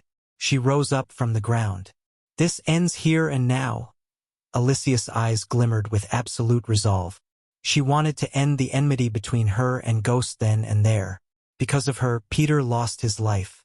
The Dark Lord didn't even spare his body. She wouldn't be able to forgive herself if she couldn't avenge him or die trying. Don't be stupid. Get her out of here, Dante growled. She was just a soul-refining stage warrior. The Dark Lord could kill her without batting an eye. Fighting him at her current level was nothing but suicide. After seeing what he did to Peter, Dante could only imagine what he would do to Alicia. As the strongest among them, it was Dante's duty to protect the weak. As much as Michael liked to kill Alicia, he chose not to. Not because he wanted to spare her, but because he wanted her to suffer more. Killing her would be a mercy to her. Besides, as long as she was with Noah, she would bring new types of problems to him every day. While Noah was busy cleaning up Alicia's mess, Michael could focus on growing stronger. In other words, keeping Alicia alive was more beneficial to him in the long run than killing her. Norevn did not linger around any longer. He immediately took out a teleportation scroll from his space ring. He grabbed Alicia's shoulder and tore the scroll to activate the scroll. Soon, a bright light enveloped Alicia and Norevn. "Let me go!" Alicia's voice echoed through the hall after she disappeared with Norevn. Dante and his men prepared themselves for a fight. Every light orb around them started to flicker more and more. Chapter 774. The Dark Lord's power. The light orbs continued to flicker until they all went out. Darkness enveloped the hall. Dante and his team heard the glass shatter. Dante flicked his wrist as a golden layer of light enveloped him. Everyone in the team cast a defense spell to protect themselves from the Dark Lord. Mila quickly conjured a ball of silver light. As they expected, the Dark Lord wasn't in the cage. They looked around. Suddenly, the door behind them shot closed with a loud thud. The team turned around as they saw the door was shut closed by someone. Mutrad felt a breeze of wind blowing past them. His body trembled in fear. Unlike Dante and his team, he witnessed what had transpired in Ithilien. As they searched for the Dark Lord, an invisible force snuffed out Mila's orb of light. The place fell to darkness once again. At that moment, the only light source was the shields around their bodies. But they weren't bright enough to see what was happening around them. The eerie silence swept across the hall. A peal of shout broke the silence. "Arg!" Dante and his team turned their heads in the voice's direction.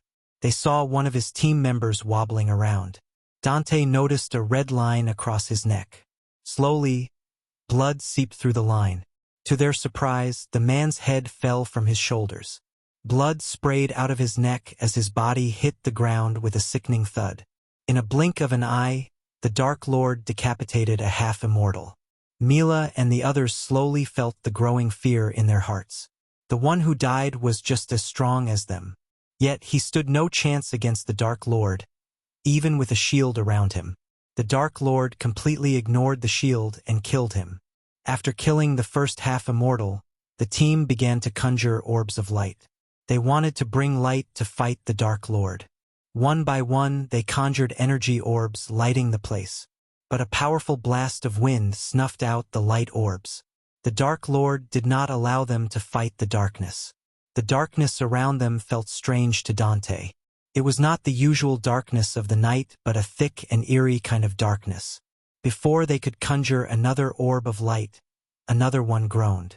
Dante sent a bright beam of energy in a blink of an eye. He sensed the Dark Lord's movements around him. The energy beam soared through the air, lighting the place. At that moment, they saw a figure grinning at them from the shadows. It was the Dark Lord, without a doubt. Beside him, another one of Dante's team members squirmed. He was on fire. Contrary to typical red fire, these flames were pitch black. Dante and everyone felt the temperature in the room rising.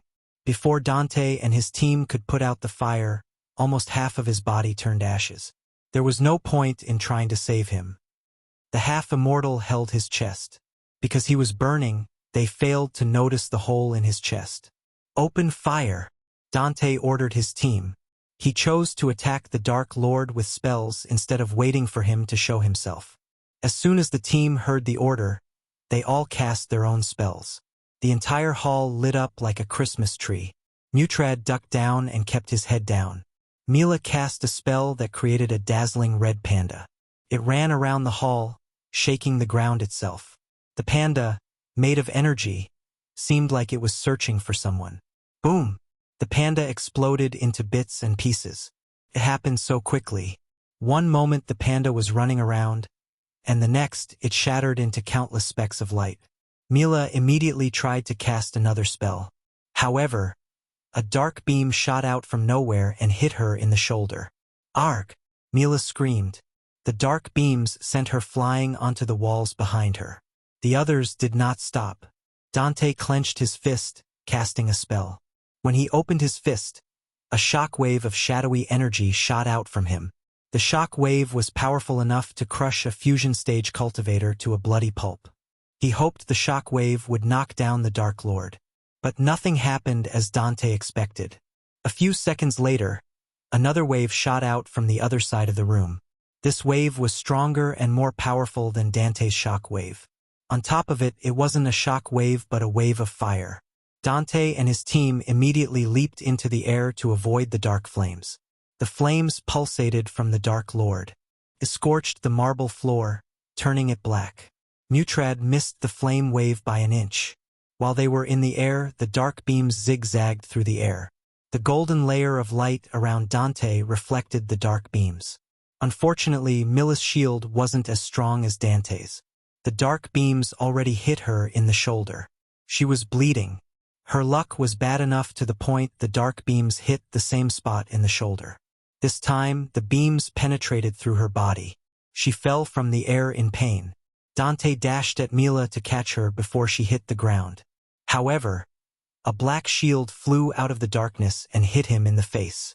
Dante momentarily lost his focus on Mila. The shield flew back in the same direction as it came.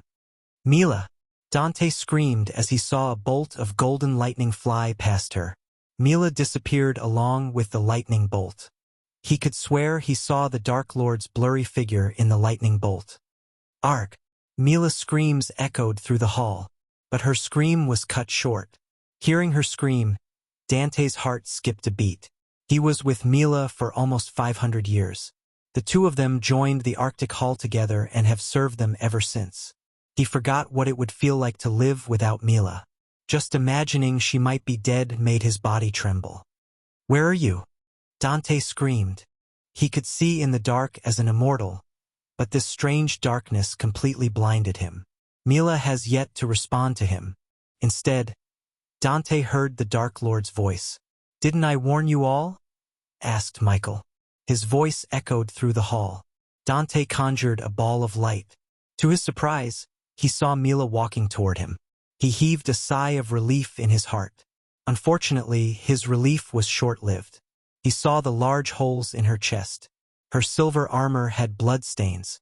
He was about to reach out for Mila when the dark beams shot straight through Mila's head. "Mila!" Dante screamed. He dashed at Mila. He caught her dead body and collapsed down. Michael utilized Dante's grief. Without wasting a second, he immediately cast the lightning dash. Michael raised his hand as thick bolts of lightning shot out of his hand rapidly. He bombarded the half-immortals with lightning bolts. The half-immortals tried to shield themselves from the bolts. Their shields cracked upon taking hit by the lightning bolts. One by one, the shields shattered. As soon as the shield around them disappeared, the lightning bolts penetrated their bodies. The half-immortals looked weak as ants in front of Michael. Michael may be a half-immortal in cultivation, but he was several times stronger than one. He was a god after all. Dante's team stood no chance against Michael, who was using the death range to boost his power. Dante heard the sounds of blood splashing around him. He looked around to see several heads flying in the air vaguely. After Michael slowly the last half-immortal, the hall went completely dark. At that moment, Mutrad only heard the sobbing of Dante. Mutrad saw what the Dark Lord was capable of up close. He couldn't believe he actually signed up to capture this cold-blooded killer. Up to this moment, Mutrad always thought the Ithilien massacre was made possible by the void effect he created deep down. Now he realized how wrong he was. The Dark Lord slaughtered a highly trained Arctic death squad in a few minutes. He toyed with them. Mutrad sensed his death near him. He searched for Dante. Mustering his courage, Mutrad conjured a tiny orb of light to light his path. His heart skipped a beat when the orb of light appeared in his hand. It almost jumped out of his chest. He saw the Dark Lord squatting beside Dante. Dante felt a chill. The fear toxin Michael released and the effects of the death range petrified Dante. Despite the cultivation difference between the two, Dante couldn't even lift a finger against Michael. Michael put his hand on Dante's shoulder. The very next moment, the Dark Lord sent the crimson-red sword in his hand straight through Dante's heart. He stabbed Dante again and again without giving Dante any time to retaliate. In addition, he shot dark beams from his eyes at Dante. The dark beams slowly melted through Dante's head. Michael lifted Dante by his neck after Dante completely lost the will and strength to fight. Mutrad saw the Dark Lord slowly walking toward the cage. As he moved closer to the cage, a bright light enveloped the cage out of nowhere. In a blink of an eye, the cage disappeared from Mutrad's sight. After the cage disappeared, the floor had a huge hole. One could see bubbling lava inside the volcano from the edge. Michael held Dante over the hole by his neck. Michael felt the scorching heat in the air. Just by standing above the volcano, his whole body sweated. Dante already lost consciousness after being stabbed and penetrated by the dark beams in his head. Although Michael killed his team and was about to kill Dante, he felt pity for them. They all died because of someone's agenda. To Michael, they were just experience packs. Michael stabbed Dante with his sword one last time before releasing his grip around his neck. Dante fell through the hole and flew straight toward the volcano. After wiping out Dante's team, Michael turned around. He saw Mutrad crawling back in fear. Mutrad shivered as the Dark Lord slowly walked toward him. Mutrad saw no way of escaping from the Dark Lord. "And what should I do with you?" Michael asked in a devilish tone. Chapter 775. Become my spy. Michael snapped his finger as the lights turned back on. Michael gestured at Mutrad to get back to his feet. The air inside the hall reeked of blood. Everywhere Mutrad turned, he saw blood and bodies. An oblivious man wouldn't believe that they were once half immortals. Despite their cultivation level, they stood no chance against Michael. Mutrad shivered, looking Michael in the eyes. "Is this what you want for your people?" Michael asked Mutrad. "Because you've been shadowing me for a while. I can come and greet your people and this cat and mouse run." Mutrad's heart skipped a beat hearing his words. "Give me one reason why I should visit your homeland." Michael gently placed his hand on Mutrad's shoulder. "I know you might think you have people stronger than immortals guarding your homeland. But you also knew stronger guards never stopped me from doing what I wanted." Mutrad shivered. Dante was an immortal, yet he didn't even put up a fight against the Dark Lord, who was at the half-immortal stage. If stronger cultivators could kill him, he would have been dead by now. The Dark Lord always had a way of killing enemies who were stronger than him in cultivation. After witnessing what happened in Ithilien, Mutrad couldn't even imagine the Dark Lord stepping into his homeland. "Please don't," Mutrad stuttered. "Why? Don't you want to arrest me?" asked Michael with an amused smile. "I think I want to visit your elders. I haven't tested my spells and power underwater. This might be a great opportunity to do so," said Michael. "What do you want from me?" "I'd do anything to stop you." Mutrad managed to utter these words. "Is that so?" Michael rubbed his chin. "Answer me this, Mutrad. Are you more loyal to your people or the Guardians?" Mutrad did not understand the meaning of his question. Hence, he took some time to ponder. However, Michael was not a patient man. He squeezed Mutrad's shoulder, snapping him out of his daze. "To my people," Mutrad answered, getting his teeth. He felt like his shoulder bone was about to be crushed. Michael loosened his grip as Mutrad heaved a sigh. "Then you won't have a problem spying on the Guardians for me, will you?" Michael smiled. For a moment, Mutrad couldn't believe what he had just heard. The Dark Lord wanted him to be his spy, and that too inside the Guardian Guild. But I am not a guardian, Mutrad said. That didn't stop you from using and manipulating the guardians until now, Michael said. He was nonchalant. Just like Mutrad did his research on Michael, he did the same on Mutrad. Last year, Michael assigned Azazel to learn more about the Sea Folks. One of the snippets of information Azazel had on Mutrad was how loyal Mutrad was toward the Arctic Hall and the Sea Folks. He would give his life for his people. In other words, Mutrad would do anything to protect his people. Michael always planned to use Mutrad one way or another. He was more valuable alive than dead. Moreover, Mutrad's close connection with the Guardian Guild allowed Michael to flip him against the Guardians. After all, Mutrad was loyal to his people, not to the Guardians. Do I have any choice? Asked Mutrad. Of course you have. You can either do what I ask you or watch the Black Day repeat all over again. Mutrad felt helpless. However, this was way better than having to witness his homeland burn as he watched Ithilien.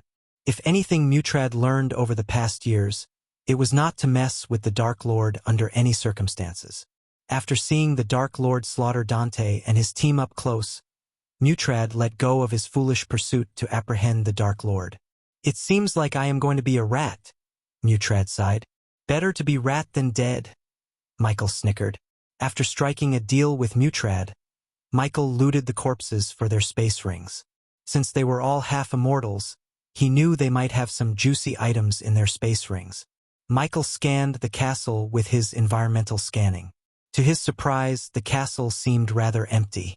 He only sensed a bunch of soul refiners and a couple of fusion stage cultivations. Apparently, the Skyhall and Sea Folks put the strongest warriors to guard Michael. When Michael exited the castle, he had enough experience points to reach Immortal Stage Level 4. Michael now only needed to ensure the floating mountain was secure before triggering the Heavenly Tribulation again. Gaia was the only one who went through her Heavenly Tribulation in the Dark Ocean. Although she passed it successfully, the process was extremely dangerous. Michael wanted to change that. In fact, Michael must ensure all of his subordinates have a safer place to go through their Heavenly Tribulations safely. Instead of returning to the Dark Ocean, Michael chose to roam around the Fire Realm. According to Sadie, there might be a primordial flame within the Fire Realm. But to Michael's knowledge, there couldn't be another primordial flame in the Fire Realm. Because the Hell Flames were trapped within the Golden Plate, he took it from the Genric family.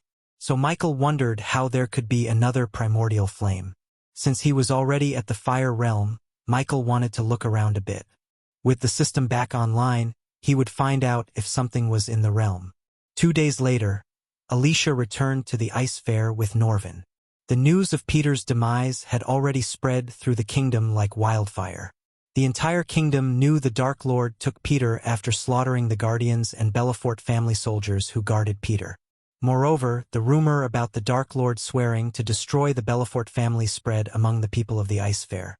The Belafort Manor was built on a river bank, overlooking a snowy mountain in the distance. The manor was extravagant enough to be called a castle. It was surrounded by thick walls and guarded by several soldiers armed to the teeth. They all bowed toward Alicia when her carriage entered the giant metal gates. Unlike ever before, Alicia felt reluctant to meet her family. She took a deep breath and exited the carriage. Young miss, a couple of old women waited at the entrance to welcome Alicia. Everyone is waiting for you in the main hall, said the old woman. Norvin noticed a sliver of concern and sadness in their eyes. As Norvin expected, the manor was crawling with guards. It made sense, especially after what happened to Peter. Norvin also knew the Dark Lord spread the news about the hostility between him and the Belafort family. He wanted the Belafort family to be isolated. Although no one would openly admit they were afraid of the Dark Lord, they would automatically cut ties with the Belafort so they wouldn't end up on the Dark Lord's radar.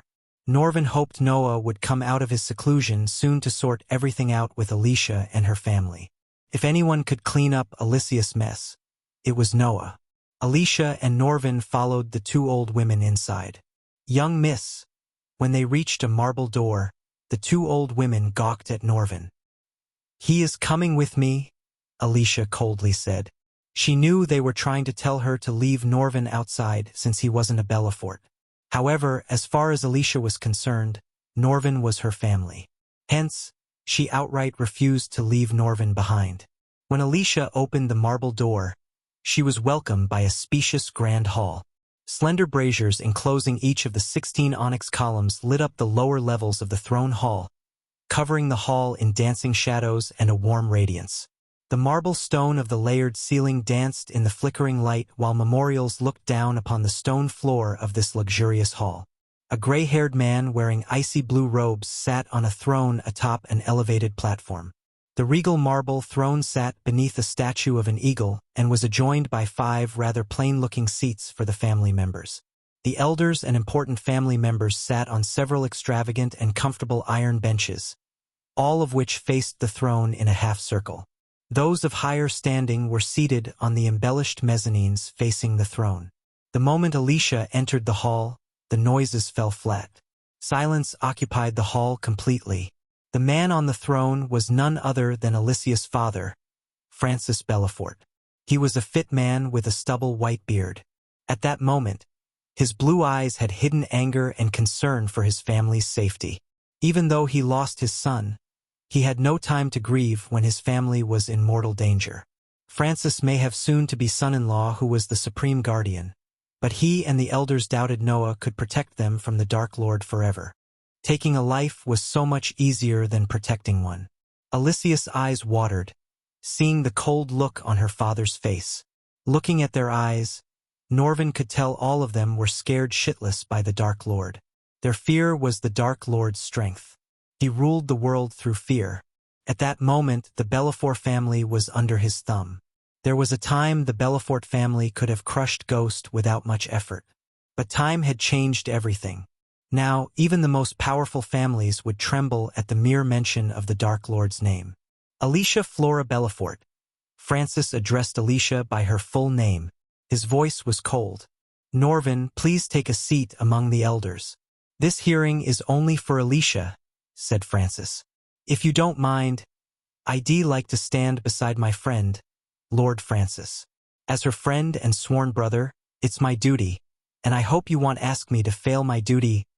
Fair enough, Francis nodded. Before we start this hearing, I'd like to know everything you know about Peter. Is he dead? Everything Francis saw in Peter's home suggested the obvious.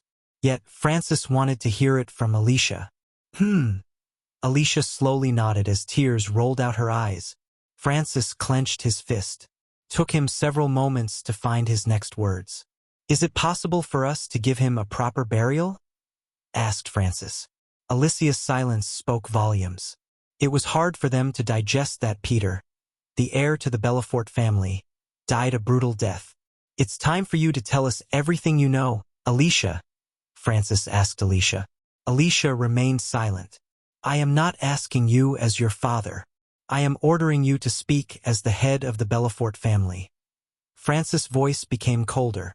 Finally, Alicia wiped off the tears from her face and decided to tell her father everything related to Peter's death. She didn't care about what would happen to her. They deserved to know the truth. Chapter 776. Unexpected turn of events. Alicia told the Belafort family everything related to Peter's death, including the fact that she worked with the Sky Hall to capture the Dark Lord. She didn't leave the part where she actually tortured the Dark Lord himself. The elders shivered in fear. Some outright dropped to their knees, praying to the gods to save the family. Many elders were furious at Alicia for endangering the family. For a few minutes, the elders murmured and gasped in shock. Silence. Francis raised his voice as the noise finally fell flat. How many times have we told you to leave Peter's matter alone? Francis asked Alicia. His eyes glimmered with anger. Because Alicia was a prodigy and his doting daughter, he always ignored her obvious anger issues. Even when she tried to gather the Belafort family to seek revenge against Ghost after the tournament, Francis only gently talked her out of it. He had never shown any anger toward Alicia. What happened to Peter in the tournament was unfortunate. But he wasn't blameless either. You need to be ready to get burned if you play with the fire long enough. One of the gray-haired elders rose from his seat and said. Alicia clenched her fist. Unfortunate? Is that what you call what happened to Peter? Alicia's voice burned with rage and murderous intent. The elder almost took a step back. He is right. Alicia's anger disappeared immediately when she heard Francis. Instead, she was stunned by her father's words. She couldn't understand how Francis could accept what Ghost did to Peter at the tournament like others. Am I the only one who thinks Peter doesn't deserve Ghost's cruel treatment? Alicia said, gritting her teeth. But he was alive, wasn't he? Francis coldly asked Alicia. If you had left that matter alone, he would have been alive by now. The Dark Lord may have killed him, but you are just as responsible as the Dark Lord himself. Alicia couldn't believe she heard these words from her father. Even Norvin had never expected such cold treatment from Francis. Looking at Francis' treatment of Alicia, the elders dared to speak their minds. Soon, an old lady with neatly combed white hair stood up. Does Noah Winston know you went behind his back? Asked the old woman. He has nothing to do with this, Norvin said. I disagree. He has everything to do with this. He might be the only person who could protect our family from the Dark Lord. Is it true that the Dark Lord said, quote, as long as she is a Belafort, they will suffer untimely deaths? Norvin was startled. The old lady spoke the Dark Lord's words like she was there. How did you know? Alicia coldly asked the woman. So it's true. The old woman collapsed as the elders gasped in shock. It was none other than Michael who spread the rumors in Ice Fair through Sadie. He wanted some of the important elders in the Belafort family to know what had happened even before Alicia told them. Still, the elders were startled to hear it from Alicia's mouth. The elders couldn't even think straight after realizing they were officially on the kill list of the Dark Lord. You can't blame her for everything. She was Peter's sister, for God's sake. If you stay still and do nothing, if the same had happened to your son, daughter, or brother. Norvin questioned the elders. Another elder stood up. I don't know what we would have done after the tournament, but we would have definitely avoided messing with Ghost after knowing he is the freaking Dark Lord. He slaughtered immortals and literally removed Ithalin from the face of the world. And where was the Sky Hall when he killed Peter? The great 8 clans need pawns to sacrifice to the Dark Lord.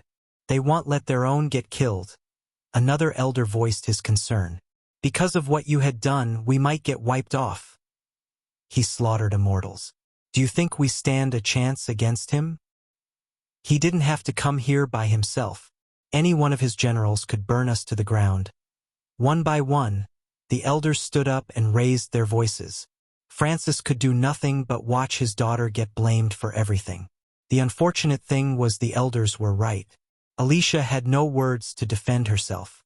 Deep down, she knew her entire family was in danger because of what she did. At that moment, Norvin hated the Sky Hall more than anyone. They roped Alicia into this plan and never appeared to save Peter. He could only imagine what would have happened to Mutrad and his men. I will accept any punishment you give me. Alicia dropped to her knees. The hall went silent. Norvin saw Francis rise from his throne. He hoped Alicia's mother was here. Unfortunately, the poor woman was too devastated to hear her son was dead. She lost consciousness the moment she saw the bloodstains and the dead bodies in Peter's home. She was still under the care of healers. Alicia, I don't blame you completely. You did what any loving sister would have.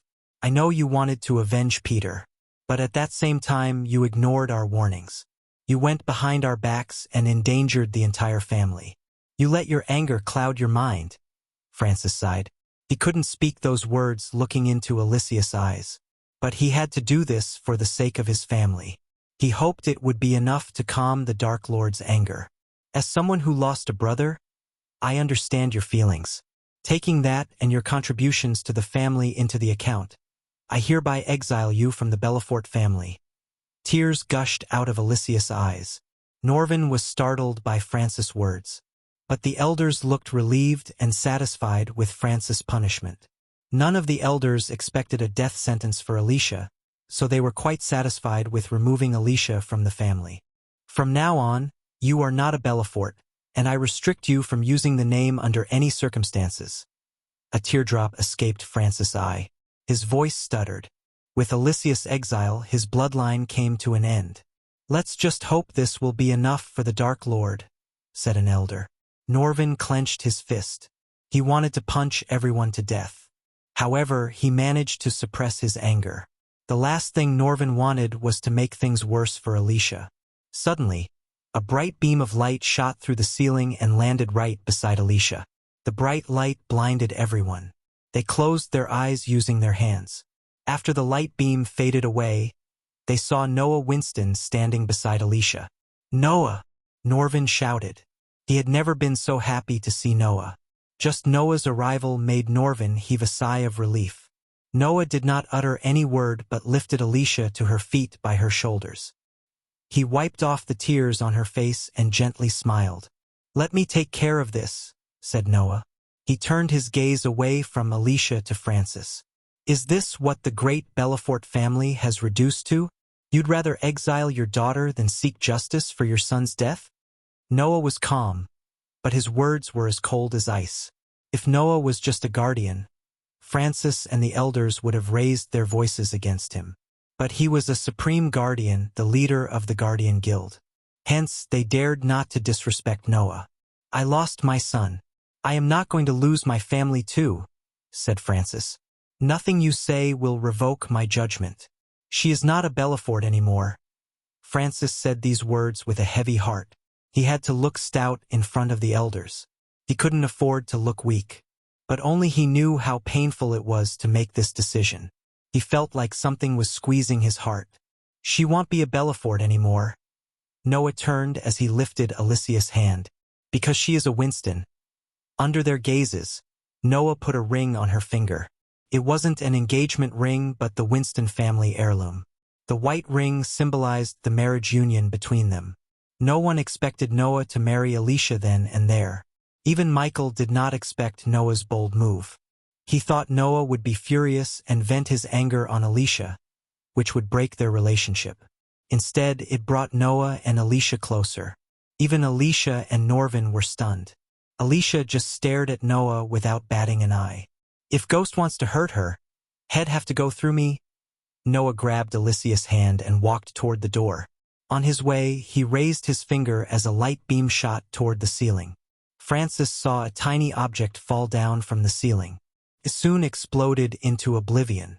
Everyone realized that the Dark Lord was watching them all this time. Just the thought was enough to make their hearts skip a beat.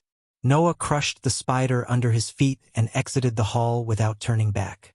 The elders were still in shock. Francis' mind was blank. He just saw his daughter getting married before his eyes. Everything happened so sudden. He dreamed of doing Alicia's marriage as the grandest event in Ice Fair history, but the gods had another plan. Meanwhile, Michael was looking at a blank mirror. Michael was surprised to see Noah actually located his spider. It seemed to him Noah's godly powers were slowly developing. Of course, Noah was nowhere close to Michael in terms of power or god level. "That was unexpected," said Michael. "I don't get him. He did the exact opposite of what we imagined," said Iag. "Life is full of surprises, huh?" Michael smiled. Granted, what Noah did surprised him, but it didn't mess up Michael's plan whatsoever. The longer Alicia was with Noah, the more problems he would face. However, Michael admired Noah for sticking by his woman's side even when she was in the wrong. At least the two of them shared that in common. "My lord," Azazel entered the room. "Lord Eladir is waiting for you outside," said Azazel. "Everything ready?" Michael asked. "Everything is ready, my lord." Michael took a deep breath. Since he got the Elven rune, it was time to reach the 6-star alchemist level. Chapter 777. Pray to the Dark Lord. After Michael revealed himself as the Dark Lord, the Sunrise sect faced several slanders from the nobles and the Guardian Guild. The rival sects used this as an excuse to isolate the sect and cause its downfall.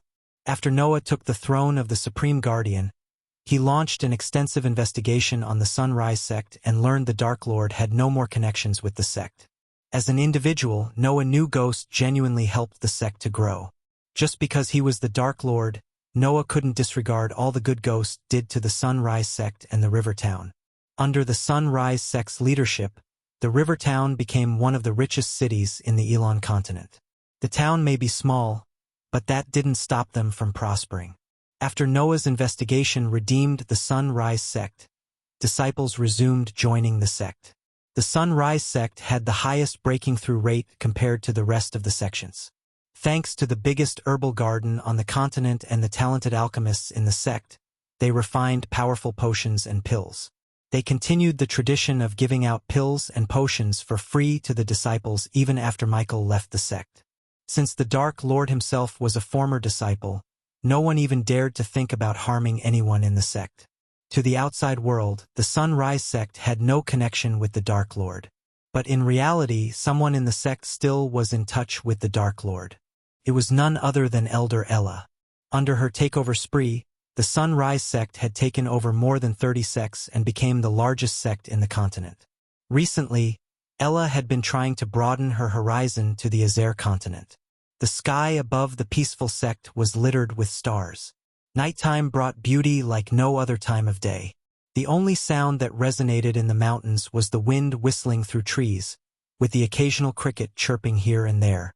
In the daytime, the sect grounds bustled with disciples and staff. The nighttime, however, the exact opposite of the daytime. The disciples were inside their rooms, cultivating and meditating, while the outsiders were prohibited from entering the sect ground without the elders' permission. The sect became so peaceful that it was difficult not to relax completely while looking at this particular nighttime beauty. The sky was covered with blackness and speckled with millions of stars. The blue moon dazzles in the sky, bathing the Jade Mountain with its sparkling blue light. Under the starry sky, a figure walked atop a lone mountain where the Dark Lord used to meditate. One could see the entire sect and the river town from this mountain peak. This mountain was restricted to the disciples as the Guardian believed the aura of the Dark Lord could still be around and influence the disciples. But it was all a horde of bullshit. Nonetheless, only the elders and sect leader Claire were allowed to access this particular mountain. "I need your help," the figure said gently. Her silky smooth skin almost reflected the dazzling moonlight. The wind blew past her, making her striking golden hair flutter in the air. Claire sat on the mat the Dark Lord used to meditate. To her, the Dark Lord was like her little brother.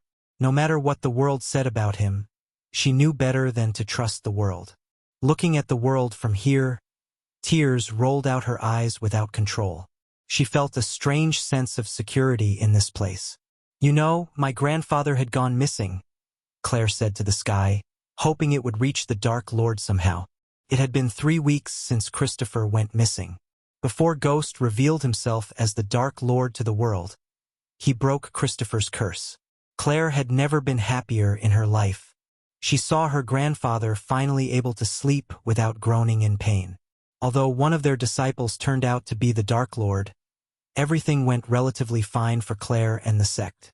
However, that was only until Christopher began discussing rescuing Claire's mother, Elisha Mortero. She was held prisoner by the Mortero family for almost 3 decades. The Mortero family was based in the kingdom of Nelnather. It was one of the 3 elven kingdoms in the R continent. Unlike the other 2, Nelnather was extremely hostile against the other races. Of course, they put on a facade of being friendly and welcoming, but deep down, most of the elves would kill the other races in a heartbeat. Most of the racist elves Michael met in Mazeroth hailed from Nelnather. Hence, they went to such an extent to hunt down Elisha and her human husband. Luckily for Claire, she inherited human features rather than 11 features. Otherwise, she would have ended up in a different prison. "I searched everywhere. But who am I kidding? I know where he went. I am just too weak to go there. I am afraid, Ghost," Claire sobbed. Everyone advised her to go to the Guardian Guild. But Claire knew they wouldn't lift a finger to help Claire. Everyone in the Guardian Guild hated the Sunrise sect and Claire because of the Dark Lord. Even after Noah proved the sect had nothing to do with the Dark Lord anymore, he couldn't wipe out the hatred in the Guardians' minds. She was nowhere close to fighting the elves. Due to the immense workload and the thought of her mother, Claire's cultivation slowed down. She was stuck at the soul refining stage level 10 for almost a year. She had too many things in her mind that created a bottleneck in her cultivation. Because she was the sect leader, she couldn't afford to look weak and vulnerable. Yet deep down, She was afraid like a little girl. She had already lost her grandfather once. She didn't think she could lose him again. Every time she felt helpless, Ghost was always there for her. She hoped he would appear before her one more time. She closed her eyes, praying to the Dark Lord. Worshipping the Dark Lord was a crime punishable by death in some kingdoms. The Guardian Guild came up with this punishment, only to get demolished by Noah.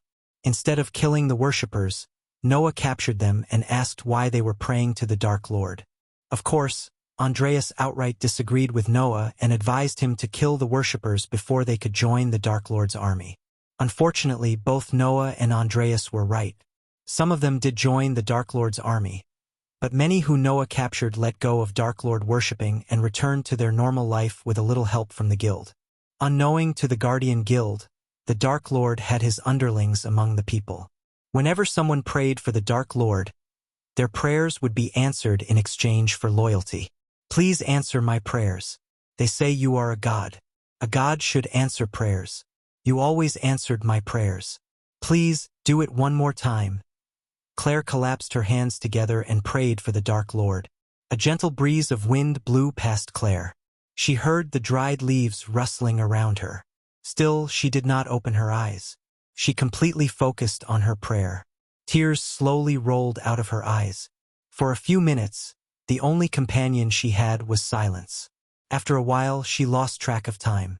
When she was drowned in prayer, another gentle breeze blew past her. To her surprise, the breeze of wind blew against her face as though it was trying to pry open her eyes. Claire! Claire's neck hair stood up when she heard a voice from behind. For a moment, Claire thought her mind was playing games. Did you call for me? Claire clearly heard the voice. It was undoubtedly Ghost's. She abruptly opened her eyes. When she turned around, she saw Ghost standing before her. Felt like a dream to her. She sobbed and smiled at the same time. Without a second thought, she ran toward Ghost and hugged him tightly. She didn't give a damn about what everyone said about him or what anyone would think if they saw them together. No words escaped her mouth. Her mind was completely blank. The wall she erupted around her to show the world how strong she was crumbled down before Michael. In front of him, she was just a weak girl in need of help. What did I tell you before I left? I'd always answer your calls, said Michael. He gently brushed her back while she was sobbing. Yes, Claire said. It took Claire a few minutes to finally let him go. He wiped off the tears from her face and gently smiled. Don't cry. I am here. You have nothing to worry about. Michael took her hands, leading her to the mountain edge. He sat on the edge and gestured at her to sit beside him. What happened? Michael asked Claire as though he didn't know what made her pray for him. As a matter of fact, Sadie was tasked to get as much information as possible about the Maltero family. Even though Michael's spy network was still in the beginning stages, he could almost learn anything through the Silvermoon girls. Sadie already sent an elf to Nelnather. Michael wanted to know everything he could before rescuing Claire's mother. He may be the Dark Lord, but he cared for everyone around him. Since the elves of Nelnather were a bunch of racist scums, giving them the Dark Lord treatment was just a bonus. Claire told Michael everything about her grandfather's disappearance. He patiently listened to Claire's story and felt pity for her. The elves really messed up her life. After Claire finished her story, Michael squeezed her hand. If your mother is still alive, I will bring her to you, said Michael. She had to be... Claire's voice stuttered. Michael did not want to make any false promises. There was a certain possibility that Claire's mother was dead. Even he wouldn't be able to bring the dead back to life. However, if she was alive, nothing could stop him from rescuing her and reuniting her with Claire. Chapter 778. Six-star alchemist. After leaving the Sunrise sect, Michael returned to the Dark Ocean. He spent almost 2 hours with Claire. At first, they just talked about Alasha and the Mortero family. Then, their topic turned toward the sect, personal life, and even marriage. To Michael's surprise, Claire asked him to come to the Dark Ocean, leaving everything behind. However, Michael refused the idea. Instead, Michael wanted her to stay in Elon and continue to lead the Sunrise sect to prosperity. The Sunrise sect and the river town were something he was so proud of. When the war with the 8 great clans and the Eskai Hall was over, he even planned to settle down in the river town. Hence, he wanted Claire to keep ruling till it's over. He appeared right on top of the waterfall where he met Eladir. "My lord." Eladir slightly bent his back to show respect. The ground around Eladir glimmered in the darkness. Before the Dark Lord arrived, Eladir created this array to let the Dark Lord absorb the Elven rune. Because it was just a simple array, Eladir created it in a few minutes. When the Dark Lord appeared, he stood in the array's center. "Please come to the center, my lord." Eladir gestured at Michael to step into the array. Upon reaching the center, Michael noticed the runes in the array glow brighter. He felt a strange sensation throughout his body. He took out the golden plate with the elven rune engraved in it. The array flickered as soon as the elven rune appeared in Michael's hand. The elven rune responded to the array by radiating a crimson-red light. The 2 lights glowed brighter and brighter as the golden plate trembled in Michael's hand. "Focus on the rune and try to absorb it, my lord," Eladir instructed Michael. He did as he was told. First, Michael closed his eyes. He tried to feel the energy radiating from the rune. While focusing on the rune, he started to feel a strange connection with the rune. Warm energy washed over him. Eladir saw the red rune slowly floating toward the Dark Lord. Inch by inch, it moved closer to the Dark Lord's forehead. The rune disappeared into the Dark Lord's head a few seconds later. Michael felt a bolt of electricity running down his spine. The host has absorbed the elven rune. Fire mastery has increased by 10%. Current fire mastery is 40%. The host has fulfilled the requirements needed to become a 6-star alchemist. Does the host wish to upgrade to the 6-star alchemist level? Michael saw his vision being filled with system notifications. Finally, after such a long time, he was able to reach the 6-star alchemist level. Yes. Michael willed the system to upgrade his alchemy skill. As usual, he felt an acute pain in his brain. Fortunately, the pain only lasted for several seconds. Congratulations to the host for becoming the 6-star alchemist. The host can now refine pills and potions with 100% purity, said the system. The array around Michael slowly lost its glow. Michael raised his hand, conjuring his alchemy flames. Unlike before, purplish flames appeared above Michael's palm instead of emerald green flames. This flame burned hotter and brighter. Granted, it was nowhere close to the dark flames, but still, it was several times hotter and more powerful than the emerald green flames. "Now you are a 6-star alchemist, my lord," said Eladir. He couldn't help admiring the Dark Lord's talents. But Eladir never felt any jealousy. He knew there was a struggle and hard work behind everything the Dark Lord had. He spent a year pretending to be Elmer in the Genric family to get the Elven rune. Many with his power and resources wouldn't go through such a struggle. With a flick of his wrist, Michael took out several ingredients from the system store. Now that he had reached the 6-star alchemist level, Michael decided to brew a potion that had been in his mind for so long. Under Eladir's curious gaze, Michael tossed the ingredients into the purple flame. To brew the potion with 100% purity, Michael either needed a legendary cauldron or a 100% fire master. Since he had neither, he could only hope for 97% pure pills and potions. As far as Michael was concerned, buying a cauldron from the system was a waste of badass points. Instead, he opted to buy it locally. Gold coins were much cheaper and easier to get than the badass points. One by one, ingredients melted into globs of colorful essence. These beads of essence slowly merged, forming a murky brown glob. Soon, the purple flames faded away as the brown liquid flew into a glass vial. "What is it, my lord?" asked Eladir. The potion sparked in Michael's hands. Even standing a few meters away from the potions, Eladir was able to feel the energy radiation from the potion. His curiosity made him ask the Dark Lord without wasting a second. "You will see soon," said Michael without breaking the surprise. An hour later, Michael finally returned to his room. Nightmare and Vidora were nowhere to be found in his room. The two of them went flying around the mountain to pass the time. Cain did not like wasting his time flying around, but Sarba and Iag outvoted him. Since they weren't in the room, Michael hoped to have some alone time with Gaia. Where is my gorgeous fiancée? Michael entered the room with a grin on his face. But his smile froze when he saw Gaia sitting on their bed with hundreds of scrolls around her. Her hair was messy, and she was still in her black pajamas. She didn't even notice Michael entering the room. She just scratched the back of her head with the quill.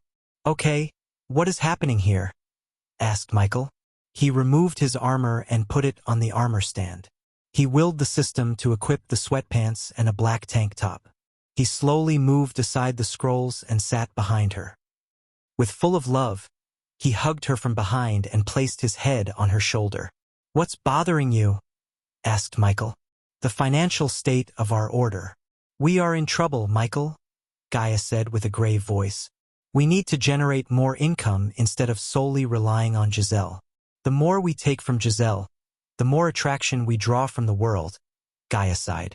Judging by the look in her eyes, Michael realized they were really in neck-deep trouble. To be honest, Michael had never meddled with the financial side of things. He let Gaia handle it because she had more experience managing than him. "We are running out of pirates to pillage. They are joining our ranks instead of fighting. So every day, the number of mouths we have to feed and pay for increases.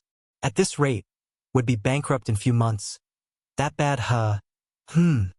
Gaia nodded. "Let's just hope Saber and his party return from the treacherous ocean with some treasures. It won't solve anything but temporarily fix our situation till AH." Suddenly Gaia shouted. "The fuck?" Gaia furiously turned around. "What part of our conversation made you think, oh, I should pinch her waist?" "The part where you being so pretty and cute." Michael kissed her on the cheek. Pulling her down to the bed, he cuddled her so tight. "You were so annoying," Gaia giggled. Regardless of her tension and pressure, he made her smile. She got on top of Michael as he hugged her tight. The two of them could feel each other's fragrance and hot warmth. "Guess who is the 6-star alchemist in the dark ocean?" asked Michael with a sly grin. "Really? When did that happen? Why didn't you tell me?" Gaia asked as Michael chuckled. "I did. You just forgot." "Shit." Gaia smacked herself on the head. "I am Chori." Gaia rubbed her nose with Michael before kissing him on the forehead. "I should be the one to say sorry. I shouldn't have put all the financial side of things on your head. After we return from Nelnither, they'll find a way to generate more income." "Nelnither? Isn't that the elven kingdom filled with racist assholes?" "Yes," Michael chuckled. "Why do we need to go there?" asked Gaia. Michael heaved a sigh as he began to tell her everything that Claire had told him. After listening to Michael, Gaia felt pity for Claire. "I almost forgot Christopher and Elasha. We did give them our word we'd help Claire reunite with her family. When are we leaving?" Since Gaia lost her mother when she was little, she knew how Claire felt. It made Gaia sympathize with her. Besides, Claire was her friend. Hence, they decided to help her. "After I break through to the immortal stage." The moment she heard Michael's words, her brows arched up. She couldn't believe him. "What the fuck? You just became a half-immortal." Gaia wanted to punch him in the face. Noah was his rival, yet he was still stuck at the fusion stage. Meanwhile, Michael accumulated enough experience points to jump from half-immortal level 10 to immortal stage level 4. Gaia could only imagine how powerful he would become after reaching the immortal stage. It was really difficult not to feel jealous of his cultivation speed. "What can I say? I am a god," Michael shrugged. "How long will be your heavenly tribulation this time?" Gaia asked. 10 days, said Michael. According to the system, his heavenly tribulation would last 10 days, and it recommended Michael find a safe place or make the dark ocean safe. Fortunately, Elidary was working on creating a new array to prevent the lightning storm around the dark ocean from intervening in his heavenly tribulations. Michael had no interest in finding a new place. The dark ocean was the only place the Guardians wouldn't dare to come to. Even if they tried, the lightning storm and the weather would take care of them. Michael wasn't the same man he was a year before. He had a powerful army. Every day they grew in number and power. The only problem was the current financial state. Although Michael vaguely had an idea for a new source of income, he lacked the necessary things. "Is it safe to trigger the tribulation here? Last time I almost died." Heavenly tribulation and the lightning storm do not make a good pair. Eladir will take care of it, said Michael. Chapter 779. The Dark Lord has triggered a tribulation again a few days after Mutrad survived the slaughter and struck a deal with the Dark Lord. He was summoned by the Supreme Guardian. This was the first time Mutrad had stepped into the Winston Manor. The guards patrolling the premise looked proud and walked with their chests puffed up. Since Norvin accompanied Mutrad, the guards did not stop him. Mutrad descended to the ground. Noah is waiting in the garden. This way. Norvin gestured at Mutrad to follow him. Mutrad's heartbeat slowly rose. He was the Dark Lord's spy, so naturally he felt an uneasiness in Noah's house. He hated being stuck between two gods. At least Noah was not as brutal and ruthless as the Dark Lord. Mutrad could still remember when Andreas revealed himself and told the entire world that Noah was the god of light. At that moment, Noah became the poster child for the fight against the Dark Lord. But the fear of the Dark Lord spread throughout the world like wildfire. The fear undermined Noah's rule and power. Moreover, Noah's feats were nowhere close to what the Dark Lord did. Mutrad slowly followed behind Norvin to the garden. They walked around the manor instead of through it. As he stepped into an elegant garden with a pond in the center, he noticed Noah's mother sitting on a bench and feeding the birds. "Mother!" Norvin smiled when she turned her gaze toward them. "You are late," said Diana. "Sorry." Norvin scratched the back of his head. She looked at Mutrad. "Who is this?" "It's a pleasure to meet you, Lady Diana. I am Mutrad." Mutrad slowly bowed. For a moment, Norvin could swear he saw a glimmer of anger within Diana's eyes. But soon, the anger faded away as she smiled. "You must be the representative of House Helrid." "Yes," Mutrad nodded. He felt something strange about this woman. She looked gentle, yet something about her bothered him. He shoved his doubts aside. After meeting the Dark Lord, he doubted everyone. "Wait here. I'll go send Noah." Diana quickly left the garden. Since Mutrad was tasked to apprehend the Dark Lord, he made it into Harriet's hit list. Mutrad was still alive because she did not want more heat to fall on Michael. If she killed Mutrad, the sea folks would retaliate by sending their army to fight Michael. The last thing Diana wanted was more trouble for her son. After Diana left, Mutrad sat on the bench with Norvin. "You all right?" asked Norvin. Mutrad was not a very talkative person, but he was unusually silent ever since he returned from the Fire Realm. Granted, he met the Dark Lord face to face and lived to tell the tales.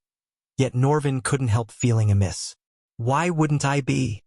You look worried. Is something bothering you?" Mutrad rolled his eyes. He hated Norvin's concern. Unlike him, Norvin and Alicia escaped the Dark Lord using a teleportation scroll. They weren't there to see how the Dark Lord brutally slaughtered his men. "Of course, something's bothering me. I just survived the Dark Lord. I was this close to dying," said Mutrad. "About that, why didn't you use the teleportation scroll? You got one right?" "I wasn't lucky. After you teleported, the Dark Lord locked the space around us. I tried and failed," said Mutrad. It was a lie. He was petrified and failed to use the teleportation scroll. Ever since that day, Mutrad couldn't close his eyes. Because every time he did, he saw vividly how the Dark Lord slaughtered the men. To be honest, Mutrad wanted to return to his homeworld, leaving all this behind him.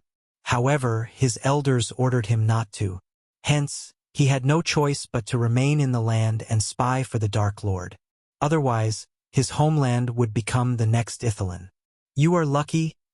Suddenly, Mutrad heard Noah's voice. He turned around to see Noah walking toward them. To Mutrad's surprise, Alicia was standing beside Diana at the doorway. After what had happened in the Fire Realm, Mutrad thought Noah would kick out Alicia.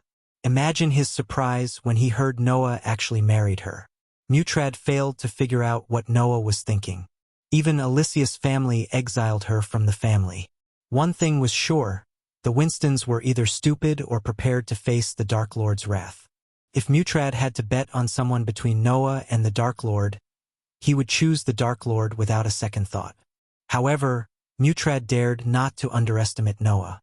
According to Mutrad's men, Noah often went on secret adventures, leaving his post. It meant one thing: he was looking for something.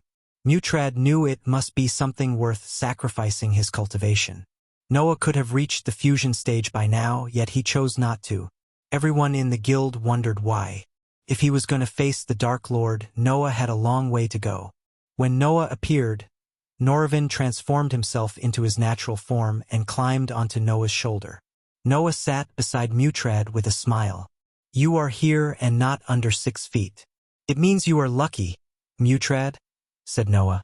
"I don't feel lucky," said Mutrad. "There must be a reason why Ghost left you alive." Noah had doubts about why Ghost chose to leave Mutrad alive instead of killing him. Knowing how Ghost loved to make connections, Noah suspected Mutrad of being his spy. Lately, he and his teacher had more disagreements. But on Mutrad's matter, they both agreed that the Dark Lord might have turned Mutrad. There was no other plausible way to explain why Ghost spared Mutrad. "Where are you getting at, Noah?" Mutrad creased his brows. "Nowhere. Just needed to get your side of things before closing the file on the Fire Realm incident," said Noah. Mutrad was surprised and almost couldn't believe Noah. He expected Noah to investigate the matter further.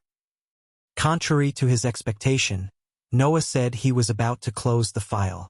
"Don't be surprised." As though Noah had read Mutrad's mind, he asked him not to be surprised. "It was not my operation or guild's. It's a mess the Arctic Hall and Sky Hall need to clean. If it wasn't for Alicia's involvement, I wouldn't have bothered about all this." Noah sighed. "I just need to know what happened after Alicia and Norvin left the hall. I heard Ghost teleported the cage before killing everyone." Mutrad nodded. "Did the Sky Hall meet Alicia afterward?" Mutrad asked Noah. "Unfortunately, no." Even Noah was surprised that no one from the Sky Hall bothered to meet Alicia after what happened in the Fire Realm. According to Andreas, the Sky Hall may have lost its ways. But Noah couldn't understand what's more important than the Dark Lord. The longer they let the Dark Lord free, the stronger he would become. Any Alpha Guardian could have killed Ghost a year ago without breaking a sweat. But now they were afraid of him. Almost everyone in the guild feared the Dark Lord. Noah wasn't surprised by their fear. He had done nothing to reassure them. Sadly, they would have to fear him long until he finds all the god-killing arrows. Until now, he managed to get 2 arrows. The Amazaroth founders went to great lengths to hide the arrows. Moreover, they forged replicas of the god-killing arrows to confuse the Dark Lord in case he searched for these arrows. Noah found 2 of these replicas. If it wasn't for the original arrow in his possession, he would have believed these replicas as the original ones. Mutrad saw no point in hiding what happened after Alicia and Norvin teleported. He told Noah everything except the fact that he had struck a deal with the Dark Lord. Noah was about to question Mutrad when a Winston family guard interrupted their meeting. "Young Master Noah, there is someone from the guild who wants to meet you. He said it's urgent," said the guard. "Bring him." Noah waited for the guard to return. A few moments later, the guard came with a guardian. To Noah's surprise, this guardian was one of the men he sent to the southern continent.